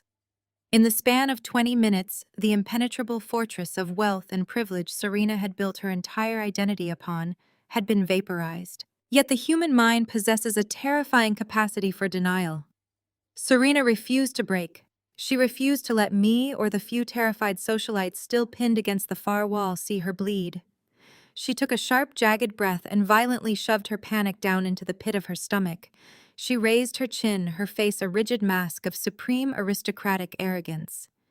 She reached for the lapels of her floor-length white mink fur coat, aggressively pulling the luxurious material tightly around her shoulders, as if it could shield her from the radioactive fallout of her ruined life. "This is an absolute farce," Serena announced, her voice echoing sharply off the vaulted ceilings. Her tone was completely steady, betraying none of the hysteria that had consumed her just moments ago. It was a masterclass in delusion. She turned her gaze toward the 3 remaining high society guests, women who had spent the last 5 years attending her galas and kissing her ring. They were huddled together by the grand staircase, their eyes wide with sheer terror. "Come along, ladies," Serena commanded, gesturing toward the door with an impatient flick of her wrist. I am not spending another second in this contaminated environment. We are going to the Oak Ridge Country Club. I will order us a few bottles of Dom Perignon, and we can wait out this ridiculous misunderstanding in the VIP lounge while Bradley's lawyers sort out this embarrassing federal mix-up. The women did not move. They stared at Serena as if she had just grown a second head. They looked from her to the federal agents securing the perimeter, and then finally to me. I stepped directly into Serena's path. I blocked the main exit, standing between her and the heavy double doors. I crossed my arms, looking at her with a calm, surgical precision. "You are not going to the Oak Ridge Country Club, Serena," I stated, my voice ringing with absolute, undeniable authority. Serena sneered, looking me up and down with practiced disgust. "Step aside, Chloe. You might have manipulated a few federal agents with your fabricated spreadsheets, but you do not dictate my movements. I am a platinum member at Oak Ridge. I go where I please." "You were a platinum member," I corrected her smoothly. "We're being the operative word. Do you honestly think I spent 18 months tracking every stolen dollar and failed to notice how you funded your leisure activities? Your exclusive country club memberships, the initiation fees, and the exorbitant monthly dues were all paid directly through Vanguard's corporate expense accounts. You used dummy vendor invoices to funnel company capital into your personal social life." Serena stiffened her hands, gripping the edges of her mink coat tighter. "Since I legally acquired Vanguard Tech and all of its subsidiaries at 9 o'clock this morning, I continued taking a slow, deliberate step closer to her. I conducted a complete audit of the corporate credit lines. I canceled your Oak Ridge Country Club memberships exactly an hour ago. If you show up at their gates, security will turn you away for non-payment. You have no tab. You have no VIP lounge. You have absolutely nothing." Serena's jaw tightened so hard I could see the muscle jumping in her cheek. The remaining socialites gasped softly, taking another collective step away from her. Being associated with a criminal was one thing, but being associated with a broke criminal was a social death sentence. "Fine," Serena hissed, her voice vibrating with venom. "I will go to a hotel. I do not need a country club to escape your pathetic, jealous face." She reached into her designer handbag and pulled out a heavy set of keys adorned with a silver crest. She marched toward the door, determined to shoulder her way past me. And the 2026 Range Rover Autobiography, currently idling in the heated driveway, I asked, my voice slicing through the air and stopping her dead in her tracks. "Is that the vehicle you plan on driving to this hotel?" "It is my car," Serena spat, her eyes flashing with a dangerous cornered panic. "My husband bought it for me for my birthday." "Your husband leased it through a corporate holding shell," I replied, maintaining unbroken eye contact. "It is registered as a company fleet vehicle for Vanguard Tech. It is a corporate asset, Serena. Which means, as of this morning, it is my car. Hand over the keys." Serena's eyes widened in sheer, unadulterated outrage. She gripped the keys so tightly, her knuckles turned a ghostly white. "You are out of your mind," she seethed, her voice dropping into a ragged, guttural growl. "I am not giving you my car. You have taken my company. You have set up my husband, and you have ruined my family. You are a bitter, discarded, jealous little nobody, and I will see you burn in hell before I hand you these keys." I did not argue with her. I did not raise my voice. I simply turned my head and offered a single subtle nod to the local police officer standing near the grand staircase. The officer stepped forward immediately, his hand resting casually on his utility belt. "Ma'am," the officer stated, his deep voice leaving zero room for negotiation. "Ms. Chloe has provided the department with the official asset registry for Vanguard Tech. That vehicle is legally documented as corporate property. If you refuse to surrender the keys, or if you attempt to put that key in the ignition and drive that vehicle off this estate, I will arrest you on the spot for grand theft auto." Serena froze. The absolute reality of the threat paralyzed her. She looked at the officer, searching for any sign of hesitation, any respect for her former status. She found nothing but the cold, hard promise of handcuffs. She looked down at the keys in her hand. The heavy silver crest gleamed under the chandelier light.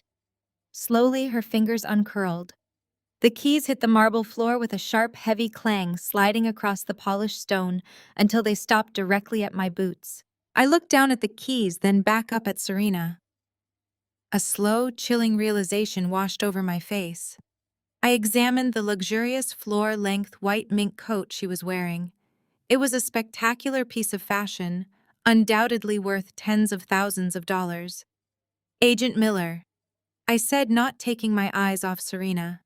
Can you verify the asset ledger for the Heritage Foundation charity accounts, the ones Marcus and Bradley used to launder donations? Agent Miller stepped forward, consulting a digital tablet in his hands. Verified.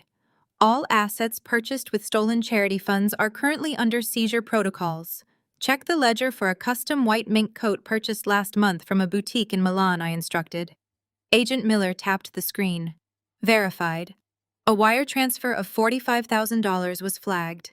Billed to the Children's Hospital Charity Fund. I looked back at Serena. Her face had drained of all color, leaving her looking like a wax mannequin. The Children's Hospital Fund, Serena. Really? You stole from sick kids to buy a coat. Take it off! Serena gasped, crossing her arms protectively over her chest. It is freezing outside. There is a winter storm warning. You cannot make me leave without a coat. You are wearing stolen property, I stated, my voice completely devoid of empathy. Take it off, or I will have the officers remove it for you as evidence. Serena looked around the room, desperate for a savior. She looked at the federal agents. She looked at the local police. She looked at the socialites who were now actively avoiding her gaze. No one was coming to rescue her. She was entirely alone. With trembling, humiliated hands, Serena unfastened the belt. She slipped the heavy mink coat off her shoulders, her movements jerky and defeated. She let the luxurious fur drop to the floor. Beneath it, she was wearing a thin silk cocktail dress, entirely unsuited for the brutal Atlanta winter. The lead officer stepped forward and pulled open the heavy oak double doors. A blast of freezing wind howled into the foyer, carrying a spray of icy snow. Serena stood shivering in the doorway. She looked out into the darkness at the long, snow-covered driveway leading to the main gates. She had no husband to protect her. She had no money to shield her. She had no car to carry her away. She stepped out into the freezing Atlanta snow. The sharp, icy wind immediately cut through her thin silk dress. I watched as she took her first step down the stone stairs, her designer stilettos slipping dangerously on the slick, frozen pavement. She stumbled, catching herself on the icy stone railing, her posture broken and defeated. She did not look back. She simply walked out into the freezing night, embarking on a long, humiliating march toward absolute ruin. The heavy oak doors clicked shut, severing the grand foyer from the biting Atlanta winter. The flashing red and blue lights of the police cruisers faded down the long, sweeping driveway, taking the last remnants of the Washington and Hayes dynasty with them.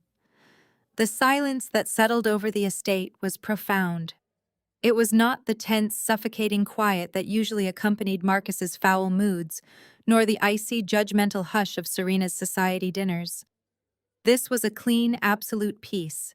The sprawling mansion with its imported marble columns and vaulted ceilings finally felt like it could breathe. I stood in the center of the foyer, the discarded white mink coat still resting in a heap on the polished stone floor, and let out a long, slow exhale. The cage was locked. The trap was sprung. The monsters were gone. A sudden sharp clatter broke the stillness.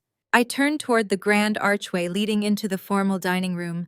The catering staff, dressed in crisp black and white uniforms, were cautiously emerging from the shadows of the kitchen corridors. There were about 12 of them, holding silver serving trays and white linen napkins, their faces pale and eyes wide with apprehension. They had spent the last hour trapped in the periphery, silent witnesses to federal arrests, hysterical breakdowns, and the absolute destruction of their employers. They looked terrified, entirely unsure if the newly declared owner of the estate was about to have them thrown out into the snow alongside Serena. I did not bark orders. I did not glare. I offered them something this house had not seen in years. A genuine, appreciative smile. I walked slowly toward the dining room, my heels clicking rhythmically against the stone. The staff instinctively stiffened, a heartbreaking reflex conditioned by years of serving the Atlanta elite. The event is officially over, everyone, I announced, my voice carrying a warm, grounding clarity. You do not need to worry about cleaning up the rest of this mess today. Please pack up your equipment, gather your personal belongings, and get home safely before the winter storm gets any worse. The head caterer, an older man with graying hair and a meticulously pressed apron, stepped forward hesitantly. Ma'am, we were contracted by Mr. Washington for a 5-hour holiday service. We have not received our final payment or the holiday surcharge for the staff. I reached into my leather tote bag and pulled out a thick, heavy manila envelope. I had withdrawn the funds from Vanguard Tech's corporate petty cash account yesterday afternoon, anticipating exactly this scenario. I handed the envelope directly to the head caterer. Marcus Washington no longer controls the finances of this estate, I explained gently. I do. Inside that envelope is your full contracted rate for the evening, plus a triple holiday bonus for every single person on your staff, entirely in cash. You will not be penalized because the hosts of this party were federal criminals. The head caterer opened the envelope, his eyes widening at the thick stacks of $100 bills. He looked up at me, completely stunned. Ma'am, this is incredibly generous. Are you absolutely sure? I am positive, I replied, making eye contact with the nervous servers standing behind him. Vanguard Tech compensates people for their actual labor, not their proximity to power. You were forced to endure a highly hostile environment today. Consider it hazard pay. A young waitress balancing a silver tray loaded with half-empty mimosa flutes stepped forward. Her hands were trembling slightly, but her eyes held a fierce, sudden spark of gratitude. She looked at the abandoned crystal glasses, then looked directly at me. Thank you, she whispered, her voice carrying a raw, unguarded honesty. You have no idea what it has been like working for him. Mr. Washington used to snap his fingers at my face to get my attention. He did it at the summer gala, and he did it again an hour ago before the police arrived. He would spill wine on the tablecloths, blame us for his own clumsiness, and explicitly instruct the catering manager to withhold our tips if we did not smile wide enough while he degraded us. He treated us like we were not even human. The other staff members murmured in quiet agreement, their postures relaxing as the unspoken truth about Marcus Washington was finally aired in the open. I stepped closer to the young waitress, looking at her with absolute, unwavering respect. I know exactly how he treated you, I said, my voice dropping into a register of shared understanding. He believed that abusing people in service positions made him look powerful. He believed that cruelty was a substitute for actual character. He operated under the pathetic delusion that his bank account made him a god and your apron made you disposable. But you are still standing here earning an honest living, and he is currently sitting in the back of a federal transport vehicle wearing handcuffs. I turned to address the entire staff, ensuring my words resonated through the grand dining room. The era of snapping fingers and withheld tips in this house is permanently over. The new management respects hard work over pedigree. Your labor is valuable. Your dignity is non-negotiable. Take your money, go home to your families, and have a beautiful holiday. A collective audible sigh of relief washed over the staff. The tension completely drained from the room. The head caterer offered me a deep, respectful nod, and the team immediately sprang into action, moving with a light, energized efficiency that had been entirely absent all morning. They were no longer working in fear. I turned back towards the foyer, savoring the warmth of the interaction. I walked over to the grand mahogany staircase, running my hand along the polished banister. The house was mine. The company was mine. The victory was absolute. Then the sharp, highly secure ringtone of my private corporate cell phone cut through the quiet air. I retrieved the device from my coat pocket. The encrypted caller ID flashed a single name, Elias. He was the lead systems developer at Vanguard Tech, the brilliant, ruthless architect who had helped me map Marcus and Bradley's digital money laundering footprint. I swiped the screen and brought the phone to my ear. Elias. I answered, my tone shifting instantly from warm gratitude to razor-sharp corporate focus. Tell me it is done. The integration is absolutely flawless, Chloe. Elias reported, his voice vibrating with adrenaline and sheer triumph over the secure line. We executed the final hostile liquidation protocols the exact second the FBI confirmed Bradley Hayes was in custody. Heritage Financial has been completely absorbed.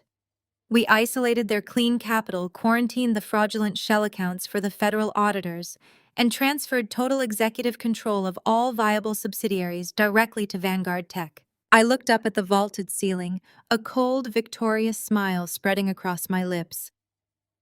Give me the final numbers, Elias.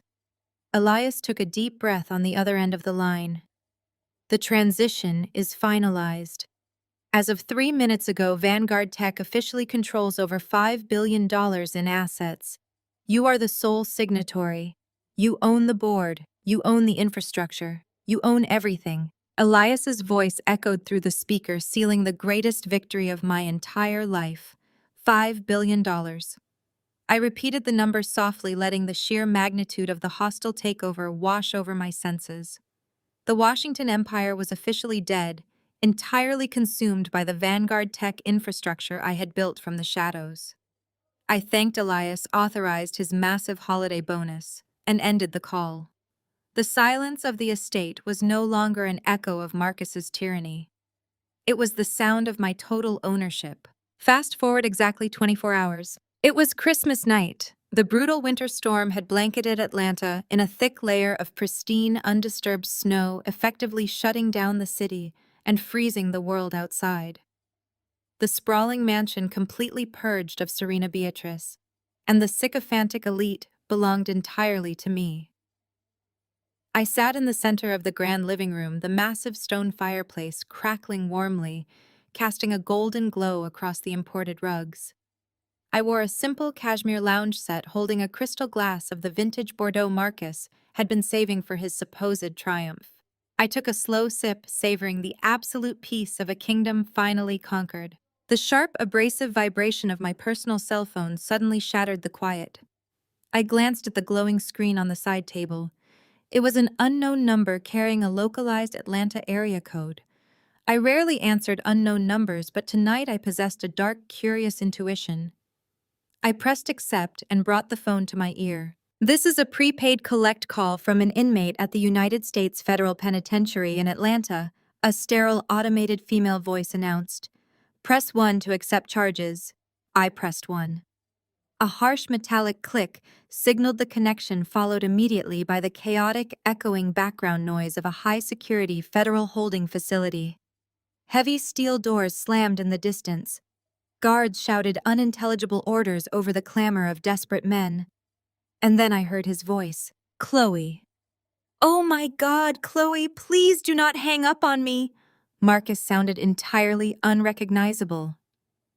The booming, arrogant baritone of the billionaire mastermind was completely gone. His voice was ragged, frantic, and dripping with a raw, primal terror. He was breathing heavily, the sound scraping against the receiver, as if he were fighting off a panic attack in the middle of a crowded hostile cell block. Chloe. I know you hate me. Marcus gasped, the words tumbling out of him in a pathetic rush. I know I deserve it. I know I ruined everything. But you have to help me. You are the only human being left on Earth who can help me. They denied my bail. The federal prosecutor froze every single account. My mother will not answer my calls, and Jasmine blocked my number the second she got into her Uber. I have absolutely no one left. I am entirely alone. I took another slow sip of my wine. I did not utter a single syllable. I simply let the dead silence stretch across the line, allowing the absolute gravity of his isolation to crush him. You have to release some of the funds, Chloe. He begged, his voice cracking into a high-pitched whine. Just a fraction of what you took. The public defender they assigned to me is an absolute joke. He is a kid fresh out of law school who looks terrified of the federal prosecutors. He told me to take a plea deal for 20 years. 20 years, Chloe. I will not survive 20 years in a federal penitentiary. It is freezing in here. They stripped me. They took my suit. They gave me this thin orange jumpsuit, and the guards treat me like an animal. You have to wire a retainer to the partners at Sterling and Vance. Just $50,000. That is loose change to you now. You control $5 billion. Just give me $50,000 so I can get a real lawyer. Please. Please, I am begging you. My silence remained absolute. I sat perfectly still, staring into the dancing flames of the fireplace, listening to the man who had tormented me for years beg for his life. It was a symphony of poetic justice. When Marcus realized that begging for money was hitting a brick wall of silence, his survival instinct pivoted. He abandoned the financial plea and attempted a desperate psychological manipulation. He tried to weaponize our history. He brought up the early days of our relationship, trying to invoke a nostalgia that he had spent the last 5 years systematically destroying. "Chloe, please just listen to me," Marcus pleaded forcibly, lowering his voice to sound intimate and vulnerable. "I know I lost my way. I got blinded by the money, by the power, by the impossible expectations of this ridiculous high society. But that monster you saw yesterday is not who I really am. You know who I really am." He took a shaky breath, letting the manufactured emotion bleed into his words. "Think about our first Christmas together. Do you remember?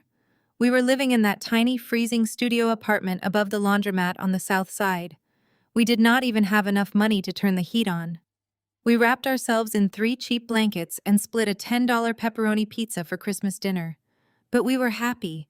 We were so happy, Chloe. I bought you that silver-plated necklace from the pawn shop." He continued, his voice thick with fake tears. "The one with the little star, and you cried because it was all I could afford. I promised you that night that I was going to conquer the world for you. I promised I would build an empire so you would never have to shiver in a cold apartment again. I did all of this for you. We built Vanguard Tech together. You are the brilliant one you always have been. I was just the face. I am still that guy, Chloe. I am still the guy from the studio apartment who loves you. Please, baby, do not leave me in this cage. We can start over. Just get me out of here." It was a masterful performance. If I had been the same insecure, desperate woman I was 5 years ago, those words might have cracked my armor. He knew exactly which emotional buttons to press. He deliberately invoked the memory of our early struggles, attempting to paint his monstrous greed as a misguided crusade for our shared success. He was trying to rewrite a history of profound emotional abuse and serial infidelity into a tragic love story. But I was not that woman anymore. I was the architect of his destruction. I was the sole owner of a $5 billion empire. I listened to his ragged breathing echo over the prison phone line, waiting until he had completely exhausted his pathetic arsenal of lies. I wanted him to empty his lungs. I wanted him to put every last ounce of his hope into that desperate plea. I slowly lowered my wineglass to the side table. The crystal chimed softly against the wood. "I am sorry, Marcus," I said, my voice completely smooth, surgically precise, and devoid of any human emotion. "But as you told me when you kicked me out into the snow yesterday, I just do not have the space for a failure in my life." I pressed the red button on the screen, instantly severing the connection. I opened the contact settings, selected the institutional number, and blocked it forever. The heavy oak doors clicked shut, severing the grand foyer from the biting Atlanta winter. The flashing red and blue lights of the police cruisers faded down the long, sweeping driveway, taking the last remnants of the Washington and Hayes dynasty with them. The silence that settled over the estate was profound. It was not the tense, suffocating quiet that usually accompanied Marcus's foul moods, nor the icy, judgmental hush of Serena's society dinners. This was a clean, absolute peace. The sprawling mansion with its imported marble columns and vaulted ceilings finally felt like it could breathe. I stood in the center of the foyer, the discarded white mink coat still resting in a heap on the polished stone floor, and let out a long, slow exhale. The cage was locked. The trap was sprung. The monsters were gone. A sudden sharp clatter broke the stillness. I turned toward the grand archway leading into the formal dining room. The catering staff, dressed in crisp black and white uniforms, were cautiously emerging from the shadows of the kitchen corridors. There were about 12 of them, holding silver serving trays and white linen napkins, their faces pale and eyes wide with apprehension. They had spent the last hour trapped in the periphery, silent witnesses to federal arrests, hysterical breakdowns, and the absolute destruction of their employers. They looked terrified, entirely unsure if the newly declared owner of the estate was about to have them thrown out into the snow alongside Serena. I did not bark orders. I did not glare. I offered them something this house had not seen in years, a genuine appreciative smile. I walked slowly toward the dining room, my heels clicking rhythmically against the stone. The staff instinctively stiffened, a heartbreaking reflex conditioned by years of serving the Atlanta elite. The event is officially over, everyone, I announced, my voice carrying a warm, grounding clarity. You do not need to worry about cleaning up the rest of this mess today. Please pack up your equipment, gather your personal belongings, and get home safely before the winter storm gets any worse. The head caterer, an older man with graying hair and a meticulously pressed apron, stepped forward hesitantly. Ma'am, we were contracted by Mr. Washington for a 5-hour holiday service. We have not received our final payment or the holiday surcharge for the staff. I reached into my leather tote bag and pulled out a thick, heavy manila envelope. I had withdrawn the funds from Vanguard Tech's corporate petty cash account yesterday afternoon, anticipating exactly this scenario. I handed the envelope directly to the head caterer. Marcus Washington no longer controls the finances of this estate, I explained gently. I do.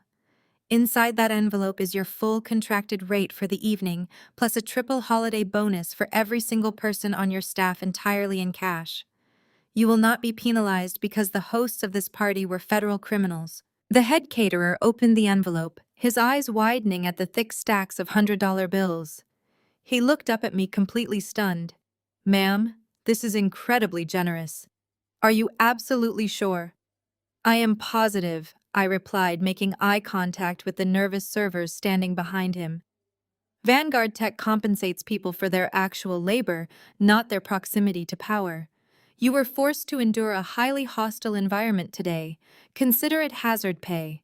A young waitress balancing a silver tray loaded with half-empty mimosa flutes stepped forward. Her hands were trembling slightly, but her eyes held a fierce, sudden spark of gratitude. She looked at the abandoned crystal glasses, then looked directly at me. Thank you, she whispered, her voice carrying a raw, unguarded honesty. You have no idea what it has been like working for him. Mr. Washington used to snap his fingers at my face to get my attention. He did it at the summer gala, and he did it again an hour ago before the police arrived.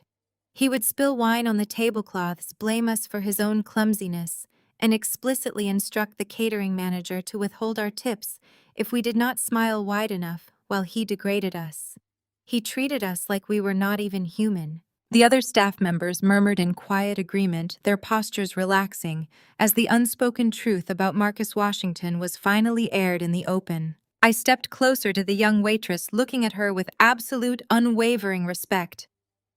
I know exactly how he treated you, I said, my voice dropping into a register of shared understanding.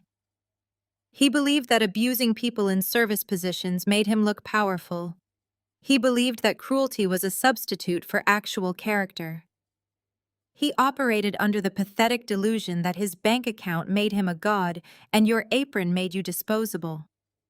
But you are still standing here earning an honest living, and he is currently sitting in the back of a federal transport vehicle wearing handcuffs. I turned to address the entire staff, ensuring my words resonated through the grand dining room. The era of snapping fingers and withheld tips in this house is permanently over. The new management respects hard work over pedigree. Your labor is valuable. Your dignity is non-negotiable. Take your money, go home to your families, and have a beautiful holiday. A collective audible sigh of relief washed over the staff. The tension completely drained from the room. The head caterer offered me a deep, respectful nod, and the team immediately sprang into action, moving with a light, energized efficiency that had been entirely absent all morning. They were no longer working in fear. I turned back toward the foyer, savoring the warmth of the interaction. I walked over to the grand mahogany staircase, running my hand along the polished banister. The house was mine. The company was mine. The victory was absolute. Then the sharp, highly secure ringtone of my private corporate cell phone cut through the quiet air. I retrieved the device from my coat pocket. The encrypted caller ID flashed a single name, Elias. He was the lead systems developer at Vanguard Tech, the brilliant, ruthless architect who had helped me map Marcus and Bradley's digital money laundering footprint. I swiped the screen and brought the phone to my ear. Elias. I answered, my tone shifting instantly from warm gratitude to razor-sharp corporate focus. Tell me it is done. The integration is absolutely flawless, Chloe. Elias reported, his voice vibrating with adrenaline and sheer triumph over the secure line. We executed the final hostile liquidation protocols the exact second the FBI confirmed Bradley Hayes was in custody. Heritage Financial has been completely absorbed.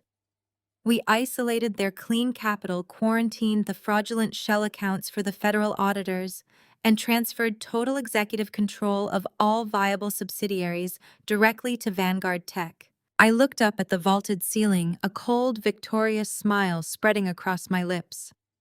Give me the final numbers, Elias. Elias took a deep breath on the other end of the line.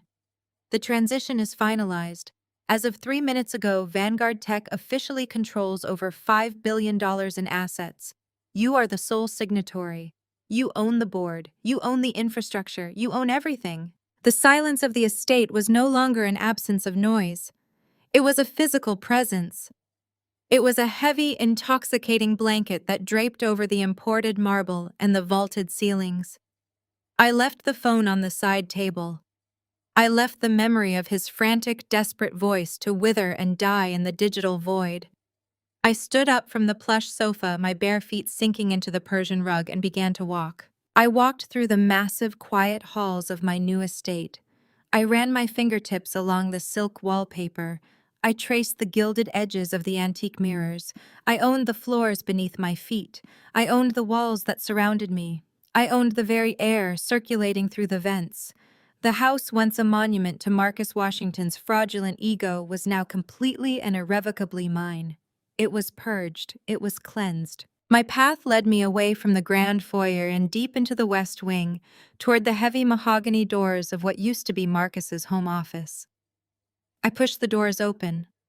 The room still smelled of him.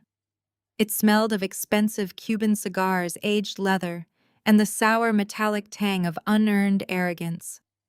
The walls were lined with dark oak bookshelves, but the true focal point of the room was the wall directly behind the massive executive desk. It was his shrine to himself. I walked around the desk, my eyes scanning the heavily framed documents and photographs, meticulously arranged to project an aura of untouchable prestige. I reached out and grabbed the thick gold frame holding his master's degree from an Ivy League university he had bought his way into. I did not admire it. I did not respect it. I pulled it off the wall with a sharp, violent jerk. The mounting wire snapped. I walked over to the massive stone fireplace on the opposite side of the room, picked up the iron poker and stoked the dying embers into a roaring blaze. I tossed the framed degree directly into the flames. I walked back to the wall. I grabbed the framed photograph of Marcus shaking hands with a prominent senator at a charity gala funded by stolen money. I pulled it down. I walked to the fireplace. I tossed it into the flames. I returned to the wall. I grabbed the framed certificate of his platinum membership to the Oak Ridge Country Club. I pulled it down. I tossed it into the fire. I repeated the ritual. I took down his corporate awards. I took down his sailing club photos. I took down every single fabricated piece of his hollow, pathetic legacy. I stripped the wall bare until nothing remained but the smooth, dark oak paneling. I stood before the fireplace watching the flames consume the thick parchment and the glossy photo paper. The glass shattered under the intense heat. The wood frames blistered and turned to ash. I watched his entire identity burn to absolute nothingness. I turned my back on the fire and walked over to the heavy iron floor safe tucked into the corner of the room. I knew the combination. Marcus used his own birth date. He was always entirely predictable. The heavy steel door swung open smoothly. Inside, sitting on top of stacks of meaningless corporate ledgers, was a simple, slightly yellowed manila folder. I had placed it there myself during the chaotic transition of the hostile takeover. I pulled the folder out and carried it to the center of the executive desk. I opened it with a reverence I had not shown to any of Marcus's possessions. Inside lay the original incorporation papers for Vanguard Tech. The ink was slightly faded. The corners of the pages were dog-eared. I picked up the first page, feeling the cheap, thin texture of the printer paper against my fingertips. 5 years ago, I did not have imported marble floors. 5 years ago, I did not have a mahogany desk or a roaring stone fireplace. 5 years ago, I was sitting at a scratched, sticky computer terminal in a public library on the south side of the city. I was completely broke. I was starving. I had been discarded by the people who swore to protect me, thrown out into the cold, by a man who thought my lack of capital made me a target for destruction. I sat at that public library computer with nothing but $30 to my name and a blazing, unquenchable fire in my chest. I drafted these incorporation papers on a keyboard that kept sticking. I paid the filing fee with the last remaining funds I possessed. I built the architecture of Vanguard Tech in the shadows of a public reading room, weaponizing my grief, weaponizing my humiliation, and forging it into a digital empire designed for one singular purpose: total, absolute conquest. I walked over to the bare wall behind the desk. Using the simple wooden frames I had brought with me, I mounted the incorporation papers. I hung the public library printouts precisely where Marcus's Ivy League degree used to be. I hung the initial server architecture schematics where his country club photos once resided. I replaced a legacy of theft with a legacy of sheer, undeniable brilliance. I stepped back, admiring the new wall. It was not flashy, it was not gilded, but it was real. It was the undeniable proof that a woman pushed to the absolute edge of survival could rewrite the entire financial geography of a city.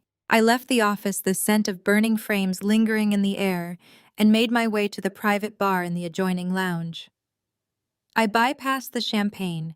I bypassed the expensive bourbon. I reached for a bottle of vintage red wine, a rare Bordeaux from a vineyard in France that Marcus had guarded jealously, waiting for the perfect moment of triumph to open it. The cork popped with a satisfying deep thud. I poured the dark, rich liquid into a heavy crystal goblet. The wine breathed, filling the small space with notes of dark cherry and oak. I picked up the glass, feeling the cool crystal against my palm. I walked toward the floor-to-ceiling glass doors leading out to the master balcony. I pressed the handle, pushing the heavy doors open. A blast of freezing, absolute winter air hit my face. I stepped out onto the stone balcony, ignoring the bite of the wind against my bare arms. The snow was falling steadily now, thick, heavy flakes descending from the pitch-black sky, burying the sprawling estate in a pristine, untouchable blanket of white. I walked to the edge of the stone railing and looked out over the tree line. In the far distance, cutting through the swirling snow, the glittering geometric skyline of Atlanta glowed against the dark horizon. It was a city built on power, built on secrets, built on the blood of the ambitious. Behind me, spilling from the massive flat-screen television in the lounge, the faint, urgent voices of the late-night financial news anchors drifted out into the cold night air. "The entire financial sector is in absolute shock tonight," the male anchor's voice announced, thick with awe and disbelief. In a move of unprecedented surgical precision, Vanguard Tech has executed a total hostile takeover of the heritage financial empire. CEO Marcus Washington was taken into federal custody earlier today on massive fraud charges. But the true story tonight is the architect behind the collapse. A female anchor chimed in, her tone vibrating with respect. Analysts are calling it the most brilliant, ruthless corporate maneuver of the decade. The new CEO of the combined entities, Chloe Washington, orchestrated the entire liquidation from behind the scenes. She completely dismantled a $5 billion corrupt enterprise and legally absorbed every single viable asset. She is the new undisputed queen of the tech finance world, and she executed the entire play without leaving a single fingerprint until it was entirely too late. I stood on the balcony, listening to my name ring out across the airwaves. I looked at the distant glittering lights of the city I now functionally owned. The freezing wind whipped my hair across my face, but I did not feel the cold. I felt the heat of the fire in the office behind me. I felt the absolute unshakable weight of my own power. I raised the crystal goblet toward the glowing skyline of Atlanta. I took a slow, deep sip of the vintage red wine. It tasted like victory. It tasted like ash and blood and perfect quiet revenge. I lowered the glass, a slow, genuine smile spreading across my face as the snow continued to fall, burying the past forever. The story teaches a profound lesson about the danger of underestimating those you discard. It illustrates that true power is not inherited through hollow privilege or stolen wealth, but forged in the fires of adversity and relentless determination. When stripped of everything, a person with intellect and an unwavering will can meticulously construct an empire from absolute rock bottom. The narrative ultimately proves that cruelty and arrogance are fragile foundations easily dismantled by the silent, strategic brilliance of the very individual they chose to overlook and abuse. Discover your own hidden strength and start building your empire today.